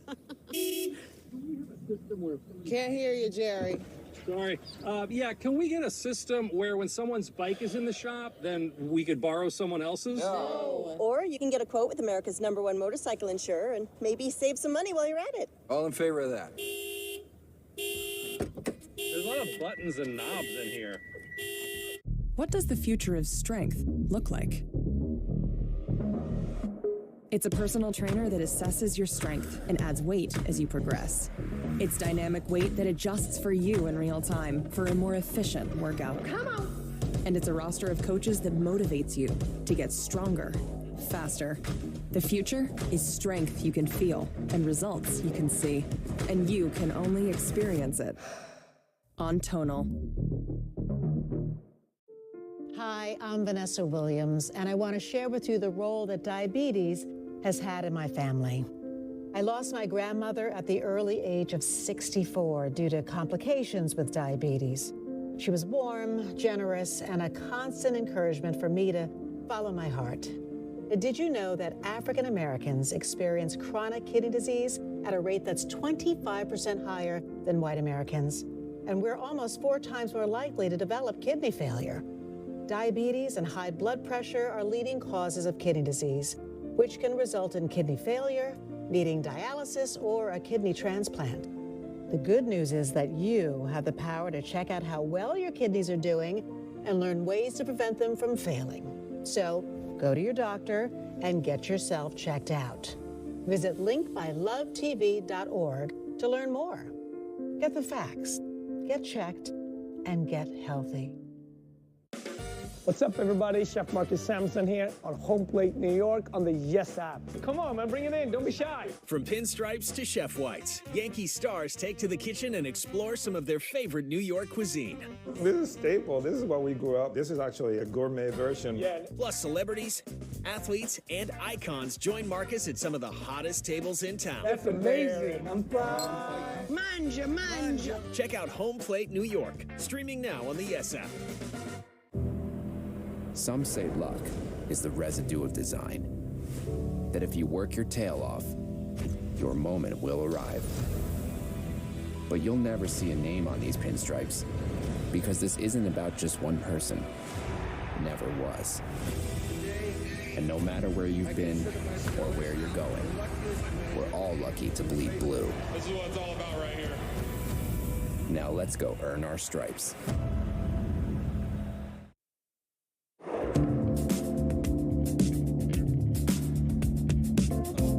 When New York visits San Francisco, you and a guest could catch a game and enjoy round-trip airfare, 2-night hotel accommodations, and $200 in spending money. For official rules and to enter, visit the ESPN New York app and click on Travel with the Home Team. It's all brought to you by the engagement experts at London Jewelers. Sure. Talking with Mike Greenberg, our good buddy. You can hear from 10 to noon every Monday through Friday right here on 98.7 and on Get Up on the TV side. He has a book out that he did with Paul Hembo-Hembekides. Got Your Number, the greatest sports legends and the numbers they own. And let's go back to the phones. Let's go to Joe in Kingston. Joe. I can't believe I got through. A little nervous, guys. Huge fan. Just have a couple of things real quick. Just the first question, Michael. Regards to the pitch clock. I'm a huge fan of it. I think it's going very well from MLB. Just a couple of things, though. I noticed yesterday, I believe it was yesterday, with San Diego and Chicago, the San Diego game, Manny Machado got tossed for a violation in the batter's box. Now, you're allowed one time, correct? Yes. Is that what? And he wouldn't give him time. Okay, and then was he verbally with that, though? I couldn't really tell. I was trying to watch I think the video he said it and put his hand up, but I think what happened was it was right at 8 where it was already a violation. So, okay, and that was the same thing with Tim Anderson as well with Chicago because he had the same thing as well. I noticed. I didn't know about that one. I knew about the one with Machado, and Machado then subsequently got thrown out. So that's the thing I have an issue with is that I kind of think that don't get me wrong, the pitch clock is great, it's working well. But I feel like the batters, in my opinion, even if they're not saying it loud enough to call time, if they have that time, or right at the number, I feel like they should be verbally with that more. Well, I think it should be both, and I'll tell you this, Joe. I think it's a little unfair for the batter to have to be in the box at 8 seconds. I mean, they could have a little leeway at that point. When the pitcher's ready to go, then the batter should be in there. But 8 seconds, so the pitcher has 15. The batter essentially has 7 seconds to get into the box, and they do sometimes need a little more time. I love the number 15. Maybe that could be in Greeny's next book, but I think they could give the batter a little more leeway. What was your other point? My other point is that this is for Don. Don, you were talking about past couple of days regards to the Yankee uniform. Yes. With the name on the back. I to 100% agree with you on that. I've been a Yankee fan all my life. Not my whole life, but when I started watching baseball. And the biggest thing is that I go by tradition. You always have the number on the back, never the name on the back. But the biggest thing with me, Don, is don't get me wrong, it is dumb for a fan, especially a diehard Yankee fan who knows the tradition, to have the name on the back and wear the jersey. But it really should be Yankee Stadium's fault as well. They're selling the product at the stadium. They should not be selling the name on the back. If they're all about tradition, keeping the tradition alive, and about this whole thing with the organization and franchise, they should not sell the name on the back. That's just my opinion. I'm with you. So, I got no problem with that. Huge fan with you guys. I love you guys. You guys are the best. Thank you. And again, I'm not saying this in a disparaging way. It'll come across as negative, but I guess they choose the money over the tradition. But they're not, because the bottom line is that you could, in fact, sell just as many jerseys at the same price without the name on the back. I think some people want the name on the back. But I think they acknowledge the fact that, hey, if there's somebody out there that wants the name on the back, we're not going to stop them. But I just think that if you're a diehard Yankee fan, Greeny, you honor the tradition of your fan base, and to walk around with a 4 Garrick jersey, to me, is moronic. Greeny, we need your input on this. But how about to walk around with a 4, Finkelstein jersey? I mean, like, if Alan Zuckerman decides he wants to get himself a Mickey Mantle jersey and put Zuckerman over the 7, that feels to me different. That's not dishonoring the tradition. I actually could see that before I could see getting it that says Mantle. Because Mantle never wore a jersey that said Mantle. And no pinstripe jersey has ever had a name on the back. That's what I mean. Even if it's Finkelstein, so why should he put Finkelstein on it? Right, so get the warm-up jersey, get the batting practice jersey. So everyone knows who you are. I don't know. You like to leave an impression. You got to stop. It's the aggressiveness that Don has about it. Here's how I end the argument. I believe I won. By the way, Peter, hold on for 1 second. This is a pinstripe. This actually is. Samwell Institute for Pain Management. A lot of sponsors, Greeny. I believe that I won this argument days ago, but I continue to have it for Don because it's enjoyable. If the Yankees cared so deeply about the tradition of the franchise and it being based in those jerseys, and I'm saying this in a Greeny sort of, I notice my tone is turning into my Greenberg, they wouldn't sell the jersey. If they cared as much as Don LaGreca cares, maybe they should. They would not print the name on the back and sell. Just Hal's misguided. That's all. We'll get him on. Hal is misguided. No, his name is Yankee. Let me explain. So I think Greeny will understand. Go. Because out of the three people in this room, I think Greeny respects me the most. Well, I'm certainly last. That's true. I mean, I think you all respect me, but I think Greeny's up on top. Is that sometimes there is a disconnect, ownership, with the fan base. Like, Hal probably never even thought about, wow, it's kind of weird that the names are on the back of the jersey. Should we be doing that? It's probably not even something that crossed his desk, even crossed his mind. I bet you if I spoke to him about it, he would find religion and change it. So you think Don Yes. LaGreca, local yokel, Met Yo-Yo, is the only person who's ever would have brought this to his attention? Not one other you know person. what? I do wonder if this has ever gotten the House desk. I bet you it never has. I bet you it never has. And you don't think he's ever thought of Never it thought either. of it. Never occurred to him. I bet you'll say, it never occurred to me. You know, You're listen, right, Don. I'm going to change it. I will back down. If we find out that's the case, I will stand down. And then at some point, hand me $20 because that's how much he owes me. That is For true the- also. For the giant You fight. know, he owes me $20 too. Am I screaming about it like Well, you? because no, that first of all, that's made up. And the He other does. thing is, I bet him too. you never made any kind Yes, of I declaration did. on the air. Absolutely, I No, did. it was about me and him. It had nothing to do with you. Goodness. Greeny, quickly before the subject changes. Wait, can I close out the pinstripe report? I'm sorry. I didn't yeah, you should because this has nothing to do with you. That's the Pinstripe Report brought to you by Samwell Institute for Pain Management. For pain-free life, visit samwellpain.com today. Please, Don. Now, what that drop insinuates, absolutely, Greeny would be on top. I think Greeny's up on top. Wow. I don't think he'd even argue with We that. work a little blue here. I like it. 80. I don't want to give up too many numbers. You can give it. Oh, you brought this up when we had you on the Go phone ahead. last week. Yeah. 86 for the Mets. Yes. And I just started thinking there are certain iconic championships in New York. 55 Dodgers, 86 Mets. I think you put the 70 Knicks. I did. I did not put the 55 Dodgers, but I did give 70 to the Knicks. And Not 69 Mets, too? For you, Don? see, that's what I was going to ask Green. I know there's going to be, when you say recency bias, 86 wasn't that recent. But I guess it really depends on the generation. But to me, when you consider the personality, how hated they were outside of New York, to me, 86 does resonate more than 69. I mean, an older person would think, oh, the first championship, the miracle Mets. Yeah. Mets were no miracle in 86, but it feels like a Met historian who understands their history even before I was alive. 86 seems to resonate more than 69. Is that blasphemy or is No, 86 is. We gave 86 to the Mets, and we did not give it 69. I think 86 was more important. Here's the other thing, and here's the chapter that I wrote. And we were just having this conversation about Rob Gronkowski. Rob Gronkowski, being the goofball that he is, I think has not served his legacy as a great player well. I think people think of him as a goofball and don't realize just how historically great a player he is. He is the greatest tight end in NFL history, and it isn't close. The 86 Mets, because of all of the circus, because of all of the drugs and the brawls and everything else, people forget that team won more games than any National League team had since the 1909 season. Or I don't have the chapter in front of me, but literally had been 80 years since a National League team had been that good. They also staged what I think is, this is not quantifiable, the most famous rally in the 150-year history of the sport. So when you put those things together, I think the 86 Mets, there's a larger-than-life element about them. That's a great point because the 69 Mets, they took care of the Orioles in 5 games, which was an amazing accomplishment. But, there's I don't know if you know this, there's a Michael Keaton movie that's called Game 6. It revolves around the game. It's not about Game 6, but what's going on in his life is Game 6 is being played at the bar that he's at. Like, they had a Curbed with Mookie Wilson in it, with Buckner. Like, there are certain things that transcend sports. That's about what I mean. That 86 World Series. That's why I gave them 86. I think it's I think it's one of the most famous World Series ever played.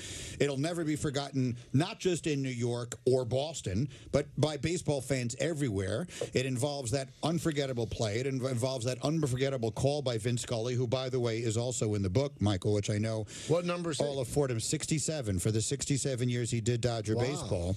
And in the chapter I write, and I believe this, that you could probably make a very convincing argument that no person ever touched more American sports fans than Vince Scully did with his voice over literally 67 years. But anyway, the 86 Mets, I think, deserved it, and they are a more memorable story, a more memorable team, a larger-than-life team more so than the 69 Mets. Let's go to Leo in Old Tapan. Leo. Hey, Michael, how are you? Good. You? Good. Greenberg, I love your dad, but Elway and Mickey, I think you can ask almost anywhere in the country. Number 7 is Mickey Mantle. I appreciate Elway, and he's great, but, Mantle is just That's always, that number 7 has always been Mickey Mantle. I mean, I can see Gehrig and other numbers, so on, but 7 is iconic. I mean, George Costanza was going to name his son 7. No, I know. And look, these are not easy decisions. But now you're leaving John Elway out of the book. And I think John Elway, in my opinion, you could make a really good argument he's a top 5 quarterback of all time. Mantle, for any number of reasons, including injury and everything else, he's not a top 5 baseball player of all time. He's one of the 5 most beloved players of all time.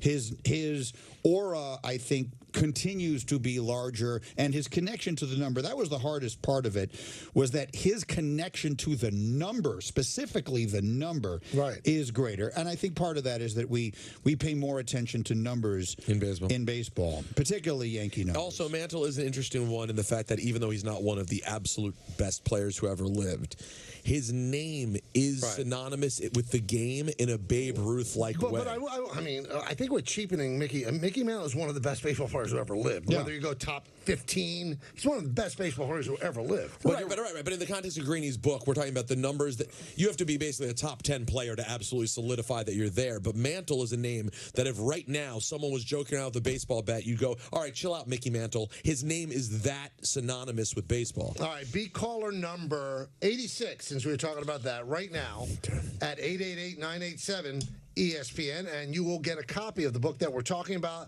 Got Your Number, The Greatest Sports Legends and the Numbers They Own, and one of the authors of the book. Mike Greenberg is right with us for the last couple of hours, and he will be with us until 6 o'clock, so we thank him for that. Enjoy the book. If you are the 86th caller, we'll come back. We'll take more of your phone calls. But first, I want to tell you about Insperity. Business...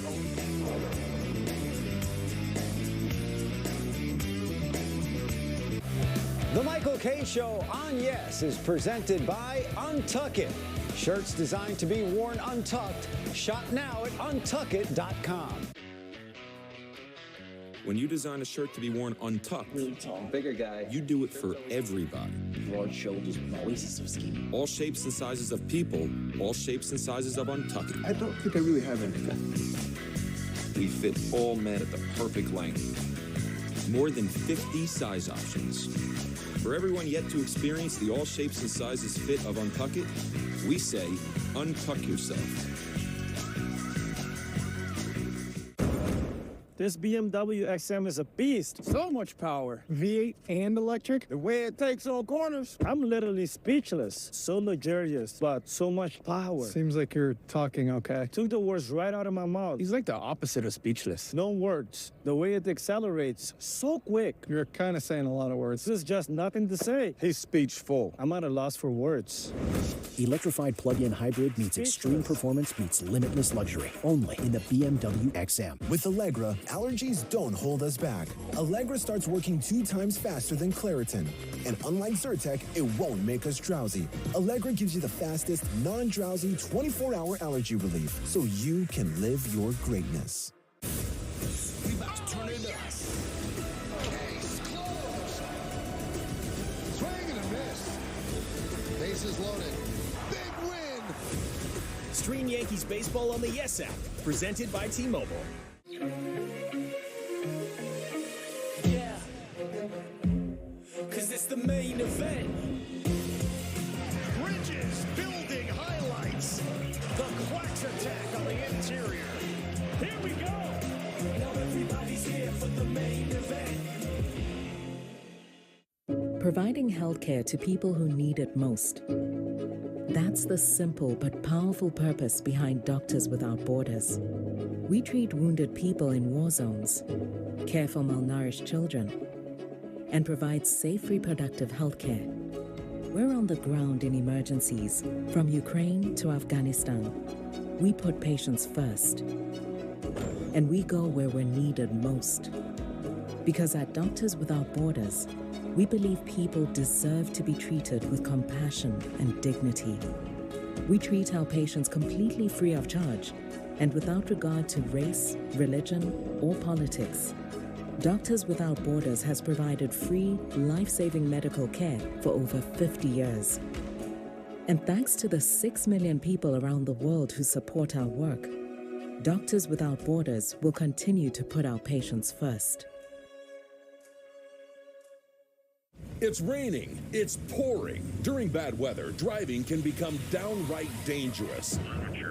So the next time a storm is coming, trust Battle Vision Storm, the revolutionary glare reduction glasses that turn your sight bright during bad weather at night or during the day. Watch your ordinary vision become extraordinary. Wow, it's so clear. It's dusk, but I can really see. Oh, wow. Honestly, for how dark it is out here right now, these are incredible. Battle Vision Storm uses light-optimizing lenses that block blue rays, so you see clearly in heavy rain at night or blinding snow during the day. Heavy rain, snow, sleet, or fog can make it impossible to drive. Not with Battle Vision Storm. And they're not just for storms. They turn night to bright, even in perfect weather. I used to hate driving at night. The traffic lines were hard to see. The lights from oncoming traffic were blinding. I feel so much safer driving in the evenings now. Blinding sunlight or headlights cut the glare instantly. Dark traffic signs, see them with confidence. Blurry lane markers, turn clear and visible. Wow! Even objects in your side and rear view mirrors are easier to see. And Battle Vision Storm go head-to-head with the toughest conditions. Whether you're driving through smoke-filled air from wildfires, or you're on a boat getting crushed by the sea, and they're guaranteed for life. Get your Battle Vision Storm for only $19.99. But wait, due to rising costs and supply chain shortages, this may be your last chance to get your very own Battle Vision Storm at this low price. There is a strict limit of 4 Battle Vision Storm per order while supplies last. Don't wait, order now. Call 1-800-513-3180. That's 1-800-513-3180 or visit battlevisionstorm.com. So call 1-800-513-3180 now. What's up, everybody? Chef Marcus Sampson here on Home Plate New York on the Yes app. Come on, man, bring it in. Don't be shy. From pinstripes to chef whites, Yankee stars take to the kitchen and explore some of their favorite New York cuisine.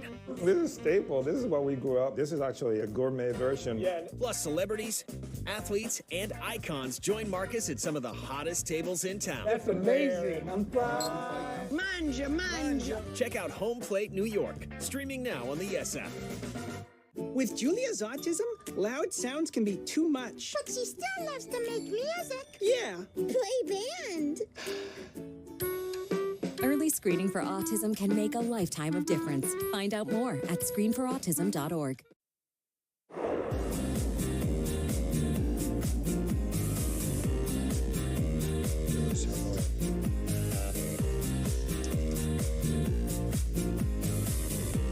Now, I know a lot of people don't like this. I don't have a problem with it, but the Mets were supposed to have opening day today. Got non-rained out. Tax. And they have a big patch that they've sold on their sleeve, New York Presbyterian Hospital. And they also have a deal that they will give every little baby born in New York Presbyterian a onesie. Well, you've just eliminated Yankee fans from having their children in New York Presbyterian. Or you've just turned some Yankee fans into Met fans. Really? You'd have a very guy, Yankee fan, brings his wife in. First time he sees his baby's wearing a Met onesie, he's going to blow a stack. Okay, I have 2 things to say. One, if you are making the actual decision on where your child's going to be born based on what free onesie you get, I have a problem with that decision making. They should take the baby. They should immediately take the child. Number 2, I think to foster care. I think you do win over the indifferent, agnostic people who have moved here, and now the first onesie they ever saw their baby is a Met fan. Maybe, but I'm saying you're angering Yankee fans. Oh God! Now they want the best care for their child, but the father or mother, whichever one's a Yankee fan, will be very ticked off. Now, keep in mind, Don, the fans like that are already so angry about the fact that Aaron Hicks is playing, they may not even show up to the hospital. So these people are crazy, is what I'm saying. You have some nerve. Well, no. The kind of people you're describing who would really be upset about that, they're out of their minds. See, every day I put up. It's good business by the Mets. Good job. Now, they're getting paid by. That's what good business is. Usually. Now the patch, at least, I guess it was sent out and it was taken down, so maybe it's inaccurate or released early. It is obnoxiously big. The Mets just tweeted out, so it's accurate. It just looks a little big. It's the sleeve, though. How big could it be, right? Oh yeah. Can I see? But listen, ads are ads, right? But I just don't want it to become like international hockey look, basically like sandwich boards. It's kind of a rough patch. But wait. That is big. Wait a minute. And not particularly attractive. We're okay with soccer teams being named after companies. No, I don't like that. I hate it. But I don't care about soccer, so I don't spend a lot of time. Yeah, but the thinking about Pirelli it. logo is much cooler than that New York Presbyterian patch. It's been a rough stretch for Steve. He spent a lot of money on this team, and this he needs to make it help up. defray it. Yeah, he's a good businessman. He's got to save a few bucks for Shohei Ohtani. That's right. You know what? You're right. I mean, at least it's a hospital. It's not a Newport patch on the arm. Right. You know? It's a nice thing to. I mean, yes, that's like the legendary Bad News Bears movies where their shirt said Chico's bail bonds. Like that would be a different experience. Let's go to Bobby in Long Island. Robert. Yeah, hi. Greeny, this is Greeny and Don. Sorry, Mike and it's Peter. okay.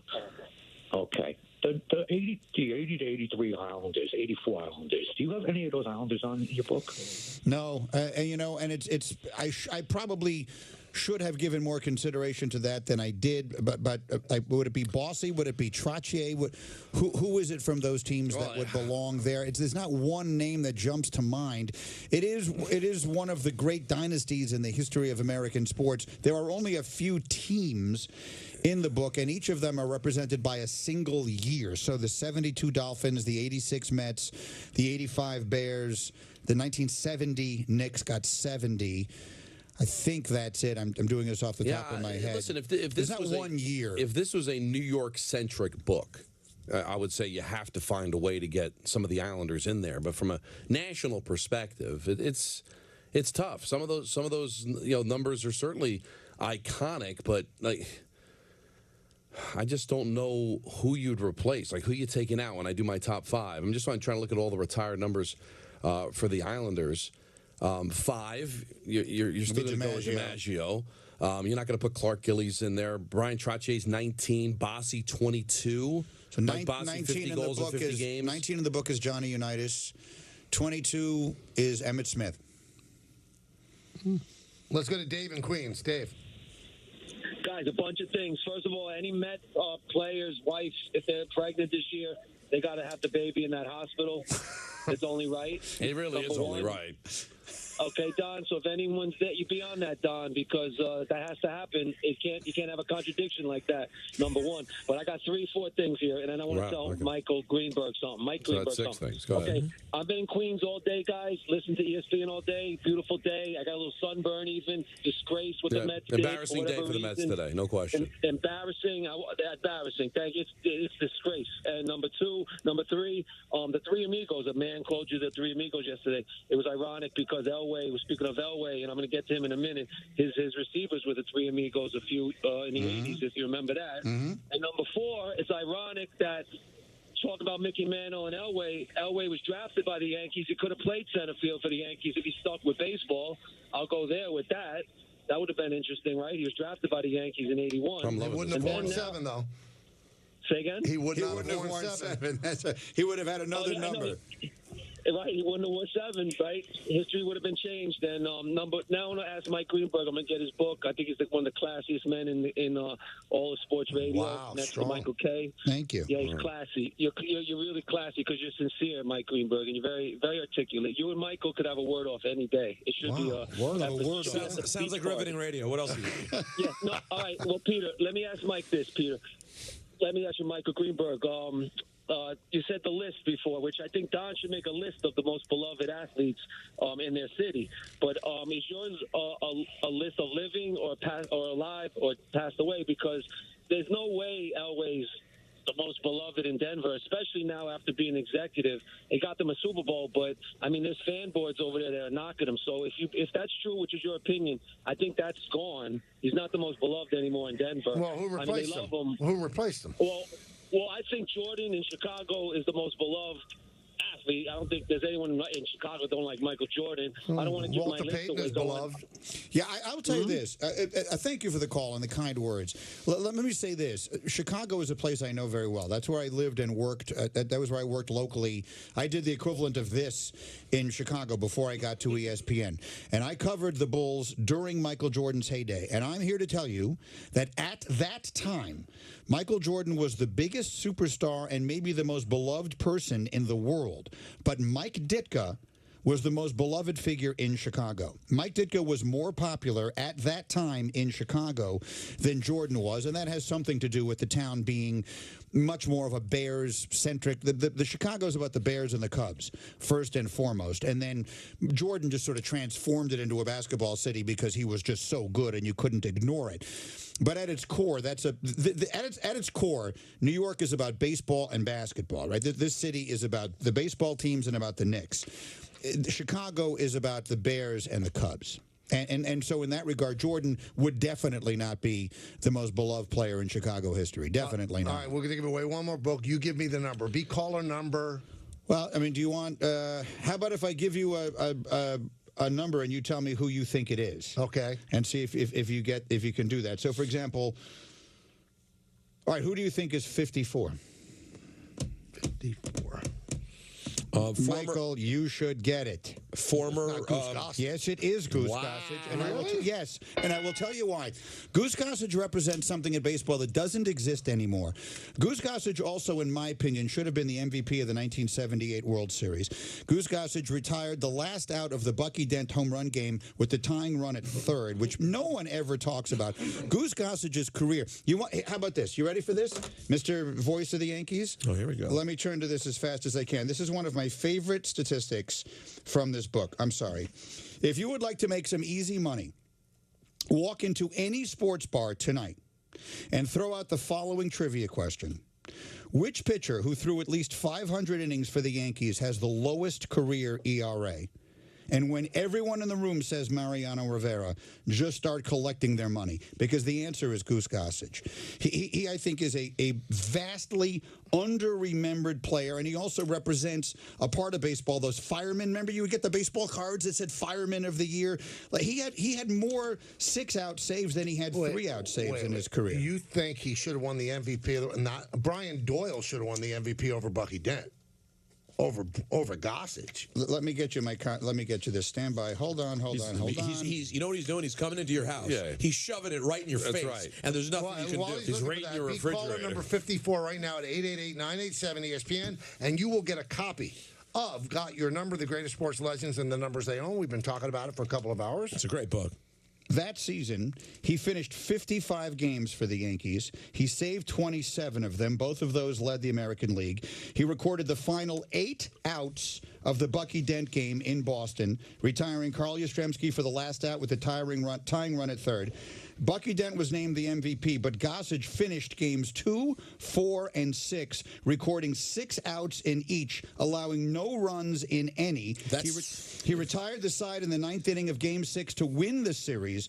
One of 7 times in his career he recorded the final out to clinch a series. I love you, but look at Brian Doyle's numbers taking over for Willie Randolph in 78. He hit over, I think he hit 438. And Bucky got it from the home run, which it shouldn't have been, but he was in the news, and he got, I'm glad for him. He's a nice man, but...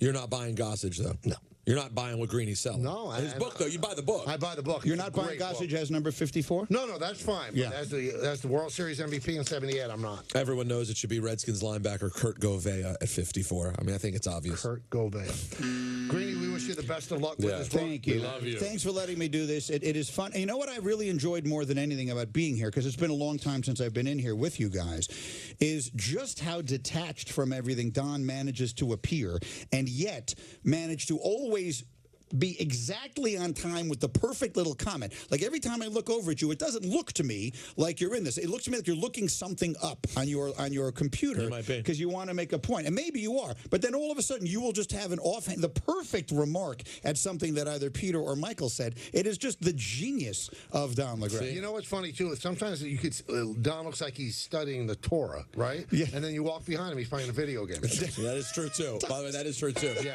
Or he's looking up like Torah. The Torah is a fascinating choice. Absolutely. Of all the things he might have said he was studying. I would put Don in last place in this room to be looking at the Torah. Good luck with the book. Thank you, guys. Thanks for letting me do See you this. soon. Good luck with the NFL draft coming up. Thank you. Coming up also, ENN. But first I want to tell you about when I'm getting ready for game, I have to be prepared.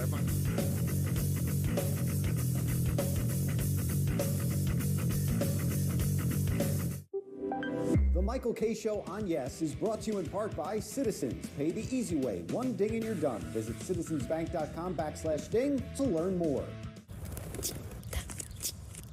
1, 2, ding ding ding ding ding ding ding ding ding ding ding ding tiki tiki tiki tiki tiki tiki cow ding ding ding ding ding ding ding ding ding ding ding.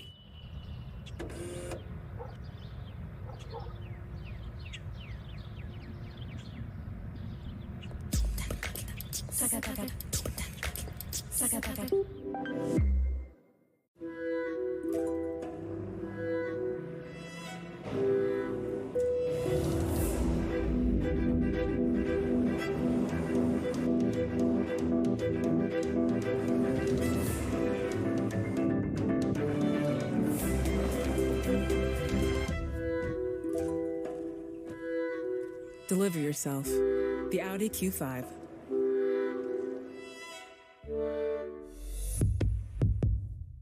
If you've been diagnosed with mesothelioma or asbestos lung cancer, choose the right law firm by asking, what are your highest verdicts? What experience do you have? How many lawyers are on staff? How many clients have you represented? Speak to Weitz and Luxembourg at 800-LAW-6789 to get unmatched answers. It's the biggest financial decision of your life. Call 800-LAW-6789 or visit mesowin.com. There's always a fresh deal on the Subway app, like this one. 50% off? That deal's so good, we don't even need an 8-time All-Star to tell you about it. Wait, what? Get it before it's gone on the Subway app.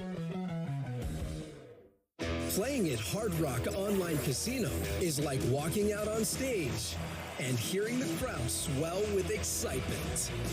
With games like Bonanza, Dragon Power, and Jinji Baoshi Endless Treasures. Now you can get that feeling on the go and claim 50 free spins and a 100% deposit match up to $1,000 when you start playing at Hard Rock Online Casino.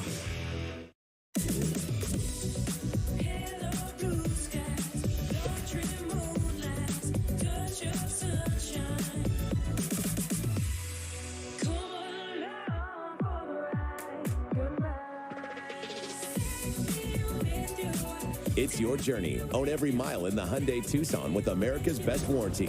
Get 0% APR financing for 48 months on the 2023 Hyundai Tucson. Visit your local Hyundai dealer today.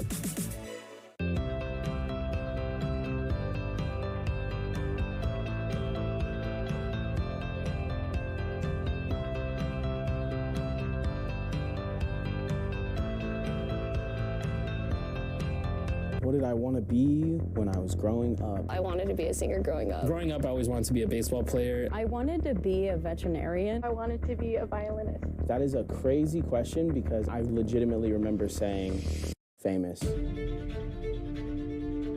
I'm considered one of the best in the world. First started streaming, my family was completely against it. Nobody near me was gamers. My parents, my friends, my family, I was the only one that was obsessed. To make it in this industry and to be somebody, you have to have the mindset that you want to be better than the next person. If I'm considered an athlete, then why shouldn't a professional gamer be considered one as well? It doesn't stop for me, man, and I know that's how you have to be if you want to be the greatest at the thing you love. And this is wannabe.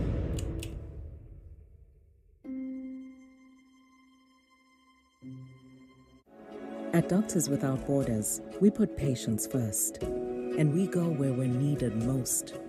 We believe people deserve to be treated with compassion and dignity. We treat our patients completely free of charge and without regard to race, religion, or politics. And thanks to the 6 million people around the world who support our work, Doctors Without Borders will continue to put our patients first.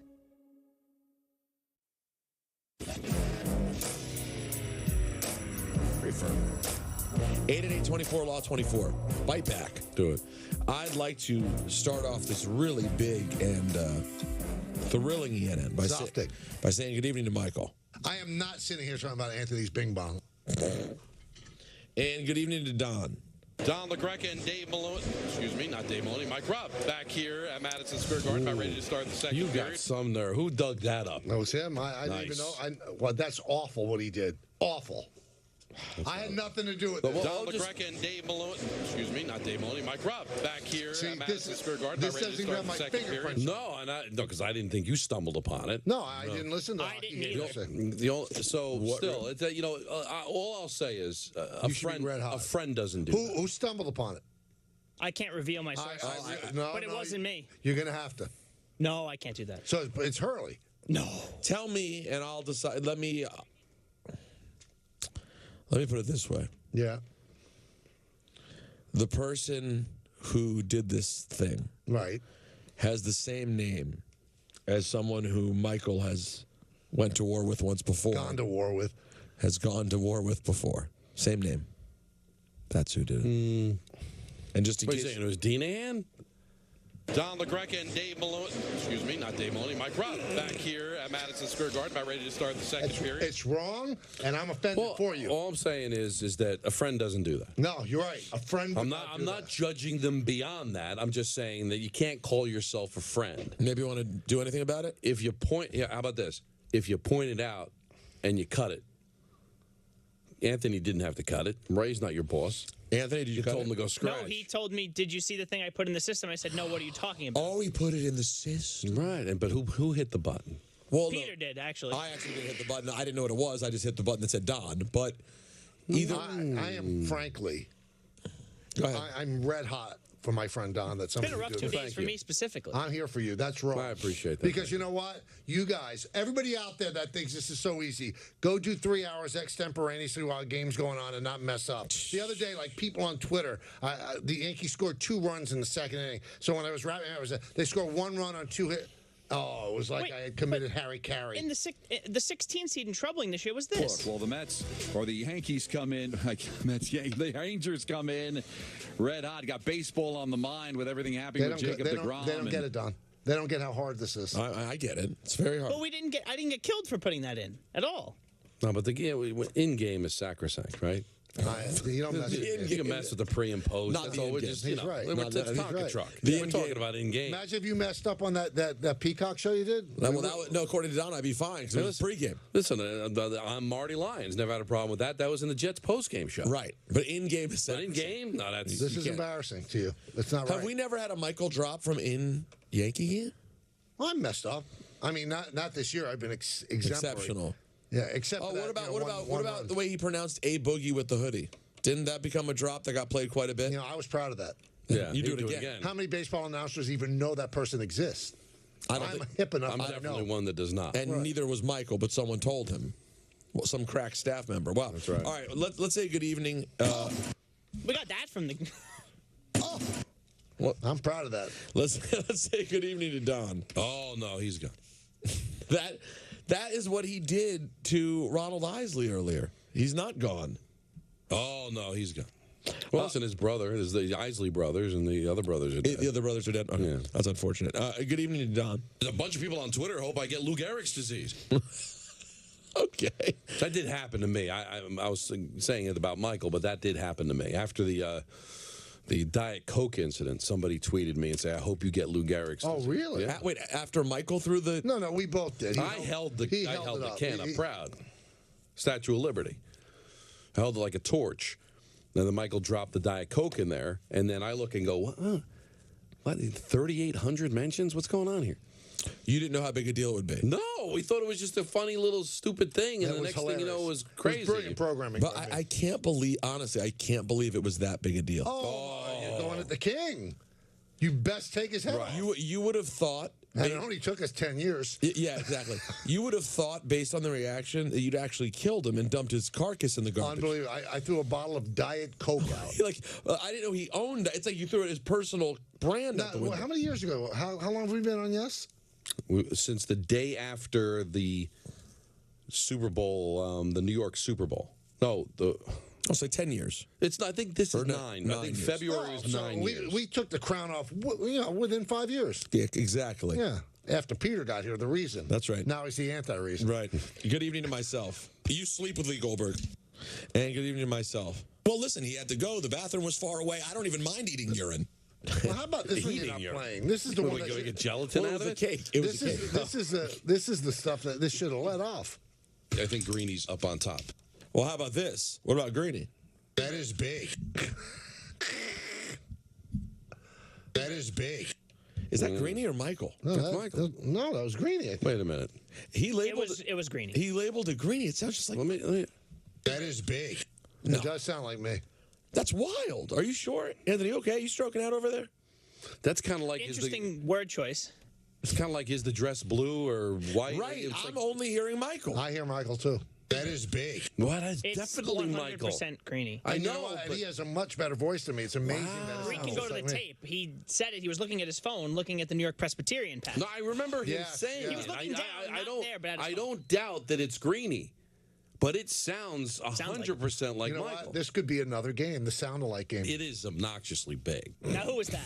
That's Anyone? Don. Oh, okay. That's Donald Marco LaGreca What was I doing what he talking does about? best. Tiger, last I checked, what was he, 2 over, Anthony? I think he's now 2 over. Tiger. But I'm looking at him right now.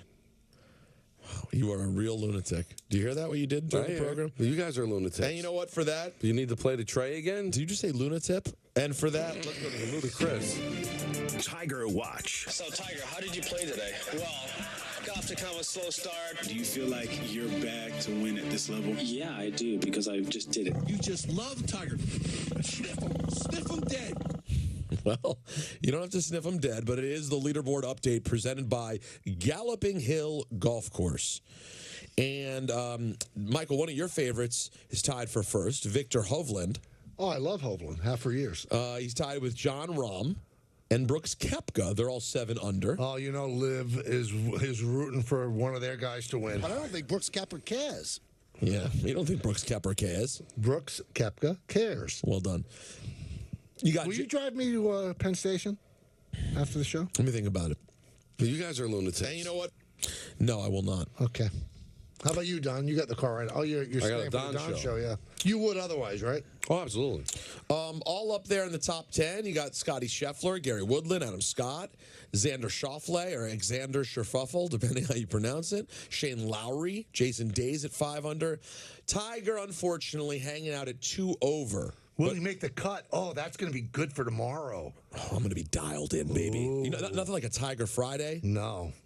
What do you think? Will you be more dialed into the Tiger match or the Yankees, Orioles, and the Mets and the Marlins? Opening home opener for the Orioles, home opener for the Mets. You got so many questions in there to answer. Do you think the Mets used the tarp today? I'm just wondering. You mean when it didn't rain? Yeah. Has it rained yet in the tri-state? And by the way, at last check with my mother, who, granted, she's, you know, it's Leah Goldberg. She's 25 miles south of Camden Yards. Mm-hmm.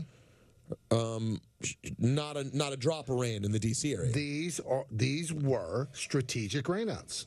I'm telling you, they were. It's terrible. They had a little hint that there might be some rain, and they banged it. The Mets needed a day off, and the Orioles were going to get in late from Texas. Bam! How did it affect your life? It really did screw me up a lot. So what was the series going to be? Thursday? Play today, off tomorrow. Off tomorrow. And then Saturday and Sunday. Wait, so isn't it better for you? Because you were already home, so you got to spend an extra day with the fam. Yeah, but come see us face to face. But that was, I mean, I had train tickets and everything for yesterday. And car services take me from the stadium to Moynihan. Everything had to be changed on the fly. Oh, no. Then I had to book another train today. Oh, my God. And now tomorrow, in Baltimore, and that's what they say there. A lot of people say. I don't say it. I'm in Baltimore, they go Baltimore. Right. Baltimore. And you know what you say, and when you get order breakfast, you go, I'll have the eggs. No, I've never had eggs in my life. You wouldn't have the eggs. You might have. So, but you're going to go to Jody's favorite store. How do you remember that? You buy Jody something in Baltimore every time, or Baltimore. But I can't do that now. You can't buy her eggs in Baltimore? Because the kids, Jody and the kids are coming tomorrow night. They're going down to Baltimore? Mm-hmm. For the weekend? Yeah. Well, it's Easter weekend. I want to be with my family. Oh, yeah. You got to celebrate the holiday. You bringing eggs to the game? Eggs? Easter eggs? Jody has packed such things. Really? And you guys stay at a nice hotel in Baltimore. And it's a day game tomorrow. So tomorrow night, when do they get there?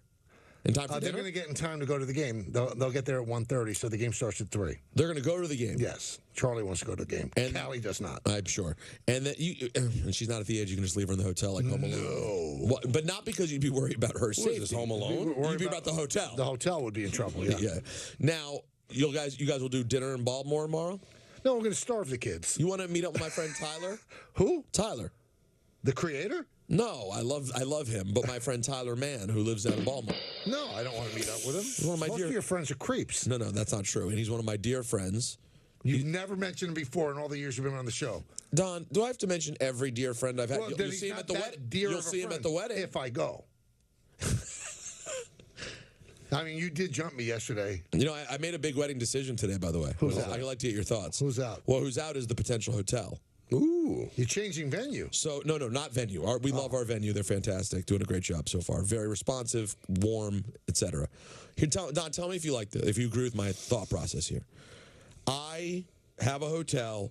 I really like the sound of the hotel. It has a brand that I think sounds really cool. And from what I've been told, I've never stayed there, from people who travel here, it's a nice hotel. Good vibe, cool. Stadium Motor Lodge. That's right. The Econo Lodge right on Route 6. No. A nice hotel downtown. I found when I started my process with them trying to see what we could do, they were being very slow and unresponsive. Asking me repeat questions that I'd already given the answers to.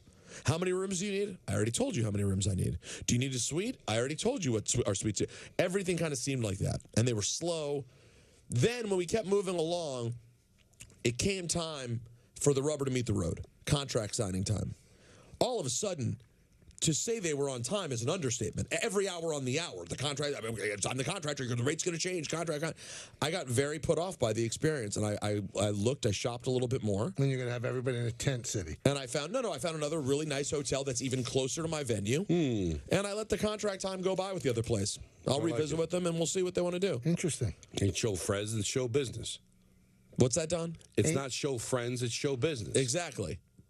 I just didn't like it. I don't like that feeling when I'm dealing with the business. I'm already bringing you a lot of money. How about some ENN? Bring us that. How about shut your face? And that's the leaderboard update brought to you by Galloping Hill Golf Course. Golf fans, check out Galloping Hill Golf Course in New Jersey. I'll let you guys choose. You want NBA news or you want NFL news? NBA. NFL. You break the tie. All right, I'm going to go NBA. Wow. Lack of respect to you, Don. Let's hear, well, I'm more interested in this audio. Let's hear Mark Cuban on his frustrations with the Mavs. There's frustration. It's not unusual in the NBA. There's only one winner and everybody else loses. You know, I was talking to Kyrie, and it's like if KD had half a shoe size smaller, we're in a whole different universe. That's the NBA. People are going to get frustrated. The best competitors are frustrated. Dirk, when we lost, never left the season happy. We didn't always have great chemistry every single season. That's just the nature of the NBA. I love NBA clips with the balls bouncing in the background. The timing of this is just so poor. What were they, a 4 or 5 seed when they made the deal with the Nets? 5 or 6, I feel like, yeah. You know, nobody was complaining about Brunson. Nobody was, nothing coming out of Dallas at all. No frustration. And now all of a sudden Kyrie gets there. They drop to 11, and it's, oh, we miss Brunson. Oh, this, oh, that. Come on.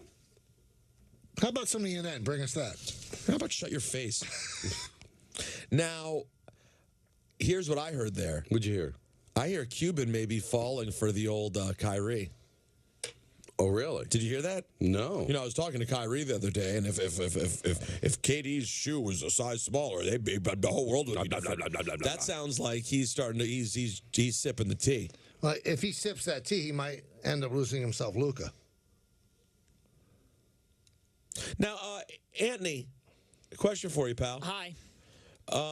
What did Stephen A. and Kendrick Perkins have to say about Luka? It's a great question. Let's hear from, apparently they weren't very high on him right now, and here's Mark Cuban defending his guy. Luka's great, right? Luka leaves it all on the court. You know, Luka is who he is. Like Dirk, people used to, before we won a championship, oh, Dirk is soft, Dirk is this, Dirk is that. Until you get a ring, nobody's good enough at anything. I think some of the that Stephen A. and KP, look, hey, Kendrick Perkins, this is for you. Thank you, because no matter, you were the best. Every game you ever played in KP, you were the best player on the court. Unfortunately for you, it wasn't for your team, but thank you. But what you say about Luka is wrong. Well, he went right up and in on Kendrick Perkins. I don't think he's serious when he said that Kendrick Perkins was the best player on the court in every game he ever played. I'm kind of somewhat dubious about that as well. Here's Stephen A. on the other side of things. What do you mean the parents got when the parents got involved? Oh, this is about Leon Rose. He's this not is a about parent, the parents getting involved with the Jalen Brunson situation. Imagine that somebody's parents actually influenced them. Because Mark Cuban said the reason the Jalen Brunson talks broke down is because the parents got involved. What do you mean the parents got when the parents got involved, Mark Cuban? Leon Rose, he's not a parent, to Jalen Brunson, but he's pretty damn close because he's been in his life. He's been in his life all his life. I covered Rick Brunson when Rick Brunson was playing at Temple. That's where I first met Leon Rose. That's how far back he goes with the Brunson family. So I'm sorry, I don't want to hear that because you always knew that Leon Rose was involved in that mix. As it pertains to the Dallas Mavericks, here's the bottom line. They pulled the trigger. You let go of Dorian Finney-Smith. You let go of Spencer Dinwiddie. This is after you knew you lost Jalen Brunson. It doesn't appear to be the wisest decision. And now it sounds like, according to what we discussed earlier, that Kyrie wants to run it back? Kyrie wants to get his money. So he'll sign a contract and then ask to be traded. Just like what KD did. But don't you think at this point, if you were to be an NBA team who gets played by Kyrie, you don't, to say you don't have a kick coming is the least of it. Of course not. But people get seduced by talent because nobody can argue he's incredibly talented. But I'm starting to get the talent's not paying off. When was the last time the talent paid off? In Cleveland, when he hit that shot. Right. They won the title. How long ago was that? 6 years? So 7, right? 7 years, yeah. It was 2016, the championship in Cleveland, right? I think so. So 7 years? Because it didn't pay off in Boston. It didn't pay off in Brooklyn. He destroyed Brooklyn. And so far, it's not paying off there. So if you're another team and you go, well, he's so talented. Listen, you want to know so talented in a way that means something? It's Kevin Durant. With Kevin Durant, it's paid off everywhere except Brooklyn. Right. Where it really didn't have the opportunity to pay off because he was aligned with Kyrie. LeBron James and the Lakers came up short last night against the Clippers, which puts them back in the playoff game. But LeBron says he doesn't care about seeding. It is what it is. Wherever we end up, that's where we end up. It's been like 4 or 5 seasons in one for us. We don't have the luxury of,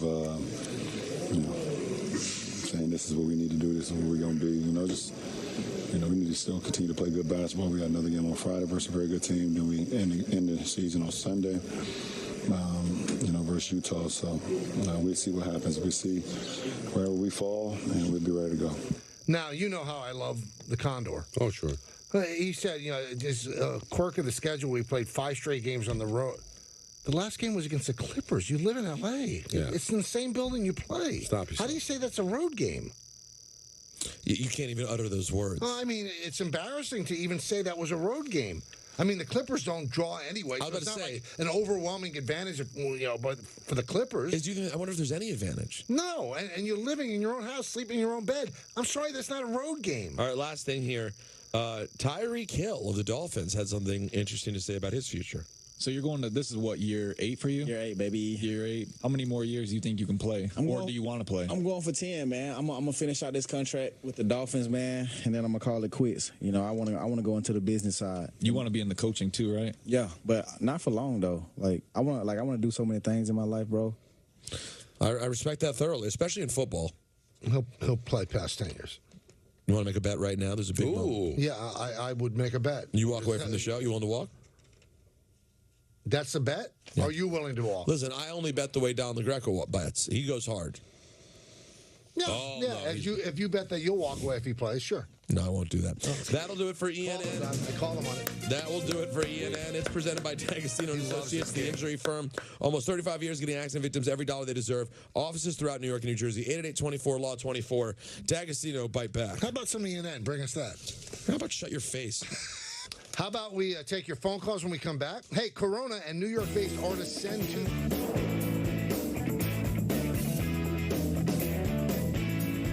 The Michael K. Show on Yes is brought to you in part by Burke, the top rehabilitation experts serving the tri-state area. Every expertise for every life. 10 years ago, we started Untuck It out of my apartment, and today we have more than 80 stores worldwide. We didn't just create shirts designed to be worn untucked, we perfected them. But we didn't stop with shirts. We also created so much more, from polos to sweaters to pants. We even have a line just for her. So everyone can look sharp in this new business comfortable world. Try the original Untucked shirt and more today. Visit untuckit.com or your nearest store. Whoa! DraftKings. Look at all these blackjack games. You got Spanish 21, Vacation Blackjack, Touchdown Blackjack. What is this? Some big old Vegas buffet where you're putting the waffles next to the crab legs, deciding what dessert you want for breakfast? Well, guess what? Smack me in the mouth with all of it. I want it all. New players can download the DraftKings Casino app and get a deposit match up to $100 in casino credit. Action's so good, why play anywhere else? Somebody bring me the cream puffs. Ma, are you sure you don't want to go bowling with us tonight? Yeah, no.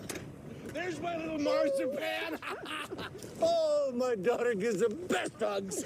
We're just passing through on our way to the Jazz Jamboree. And we wanted to thank America's #1 motorcycle insurer for saving us money. Mara, your parents are Exactly like me. I know, right? Well, cherish your friends and loved ones. Let's roll, Daddy-O. Let's boogie woogie. We about to turn it up. Oh, yes. Claxton. Let's go. Case closed. About to be around the pole. Swing and a miss. Bases loaded. We gonna turn it up. Big win. My son Ian was diagnosed with a brain tumor at the age of 16 months. The outlook was pretty rough. We had no hope until St. Jude rescued us. I mean, they saved him. But then it turned out he had a second cancer. To this date, we are 12 years into this journey, and from day one, we've never once seen a bill. It gave us the peace of mind to know that we're there with our son, and we're gonna beat cancer together. Now, he is doing really, really well. He's alive because of what St. Jude has done. He's here because of the doctors who came before, their blood, their sweat, their tears of every day being in that hospital, the knowledge that has been accumulated and shared with everyone else around the world. This is how we get rid of this, how we help kids beat cancer all over. It's the future.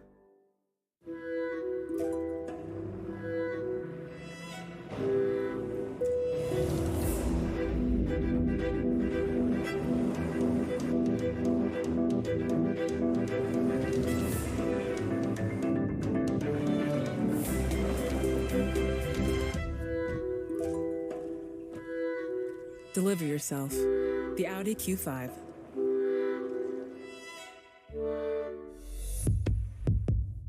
Introducing Domino's new loaded tots. Because we're a pizza company, we loaded them with pizza toppings. Our tots are made to be delivered. They can't just taste great, they need to deliver great. And they're only $6.99 each when you order pizza and tots. What else could be better than that? Most hiring algorithms would scream me out. Some bosses couldn't see me as a leader. I've run this place for 20 years, but I still need to prove that I'm more than what you see on paper.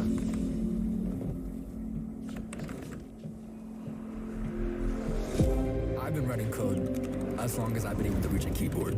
This is what I do. It's second nature for me, coordinating 100 details at once. The way my mind works, I have a very mechanical brain. I sold them on my skills. You gotta be so good they can't ignore you. My magic is Analytics and empathy. That's how I gain clients. You have to have the confidence in yourself to show up and defy the odds. I am more than what I have on paper.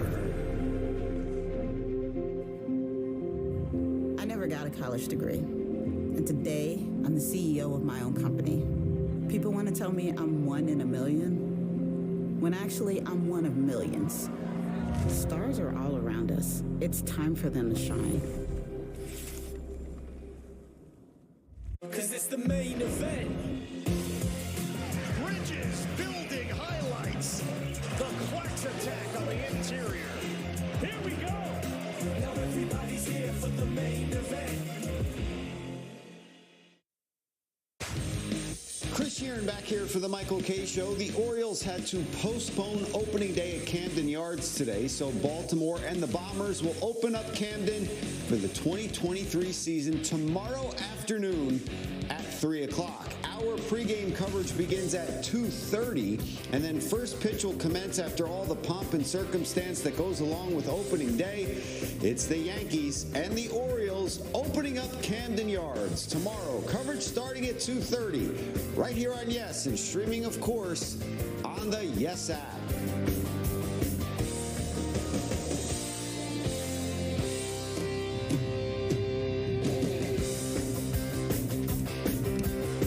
Welcome back to the Michael K. Show, 6:30 here in New York City. We're taking it till 7. At that time, a very special Don show. Very special. Oh, man, what a day. So he'll be on from 7 to 7:30.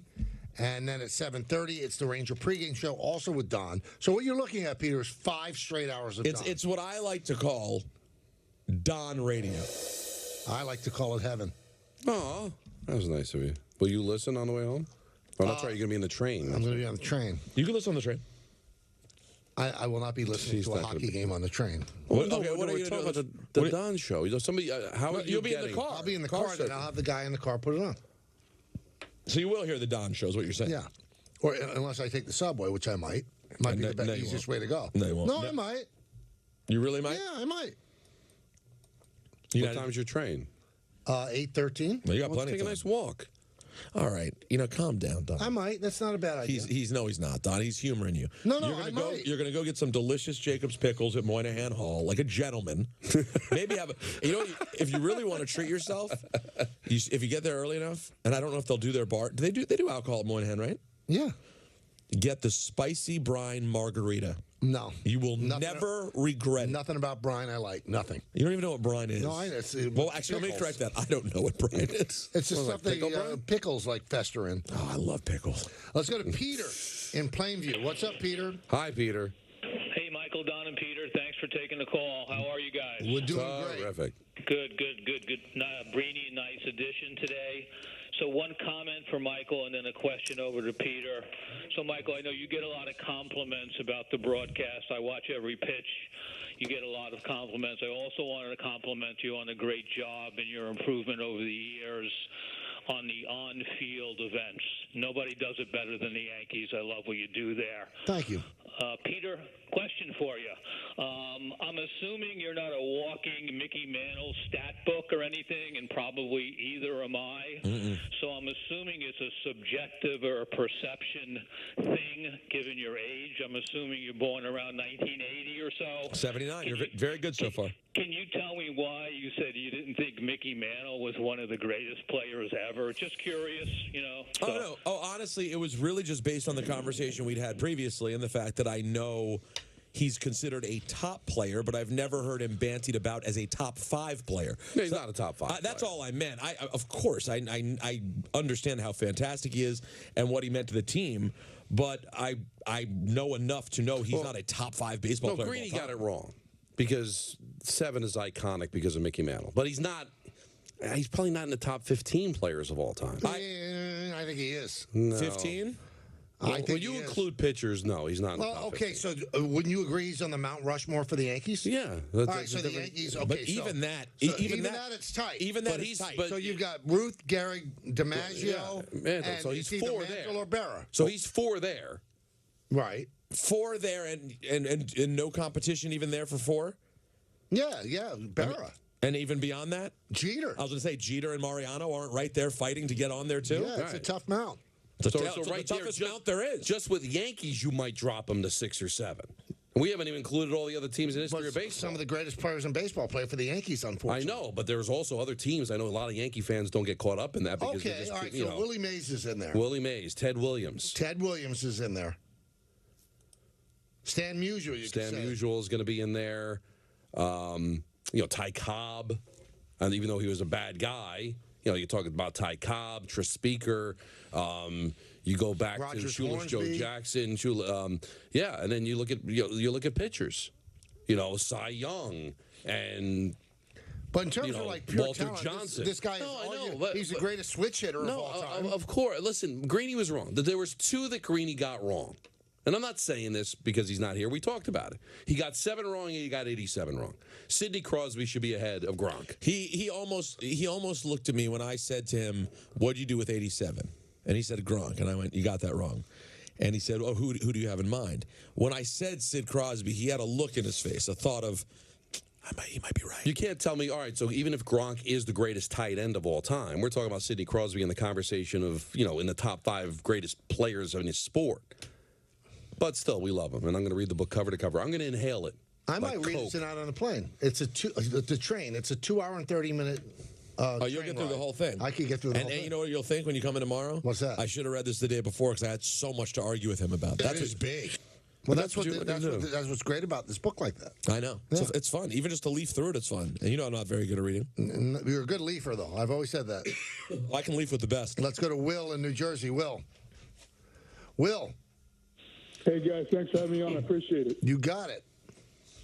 Love your show. Watch it every single day, either on Yes or listen to it on my ride home. You're awesome. Thank you, man. I had a comment about the Greenberg book, which I'm really, really looking forward to reading myself. The number 54 stuck out for me. I was wondering if whether Bob Lilly or Randy White either were given any consideration for 54. Bob Lilly or Randy? You said Randy White? Yeah. Yeah, those are. Yeah, Randy White from the Cowboys. DT.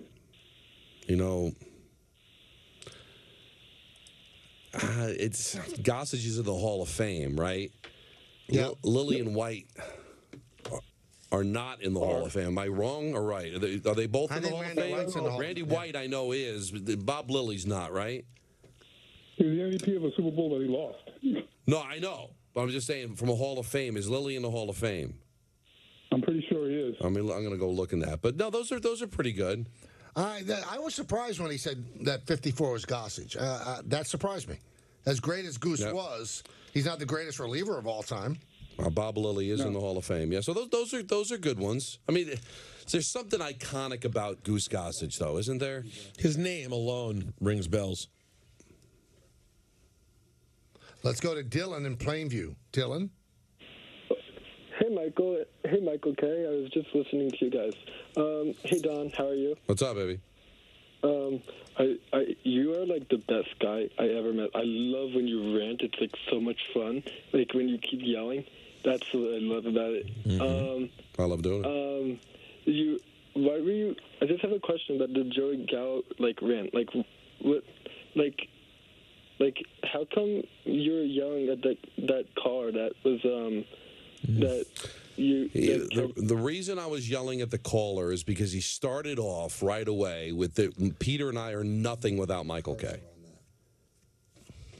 And that's what got me like Peter, right? Like your guys are nothing without. This is a reason why you need Michael because you're and that's. I didn't even consider it a Joey Gallo rant. I hate you. It's a no Michael K rant. That's what I consider it. I'm on the air. Thank you. Let's go to Jimmy in Connecticut. Jimmy. What's up, guys? I was just listening to you talk about the list of the top baseball players of all time, and it sparked something in my brain. A lot of people aren't going to probably consider him a top 10 or even top 20 player of all time, but Tony Gwynn hit 300 for 19 straight seasons.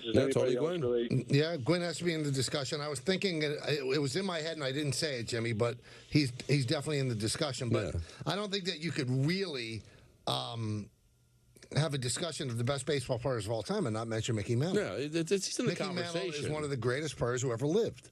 And if he didn't hurt his knees, but he would be considered with Willie Mays at that level. Now, you would take Mantle over Gwynn because, Gwynn wasn't known for his fielding. He didn't hit for power. He had a tremendous batting average. But Mantle could hit for power. He's a 5-tool guy before he injured his knees. What number, around what area is Ted Williams? He's in top 10. Top 10? Yeah, he's the greatest hitter who ever lived. I was going to say, does Gwynn come anywhere near Williams? No. Well, Williams hit for more power. Yeah. Williams lost all that time to 2 wars where he actually fought in the wars. He was a fighter pilot. So you're knocking Gwynn down a peg because he wasn't an active military? No, because that's tough, though. Because Williams' numbers would be even more amazing if had he not been right. Let's go to Eric in Union City. Eric. Hey guys, how are you? It's good to talk to you. What's up?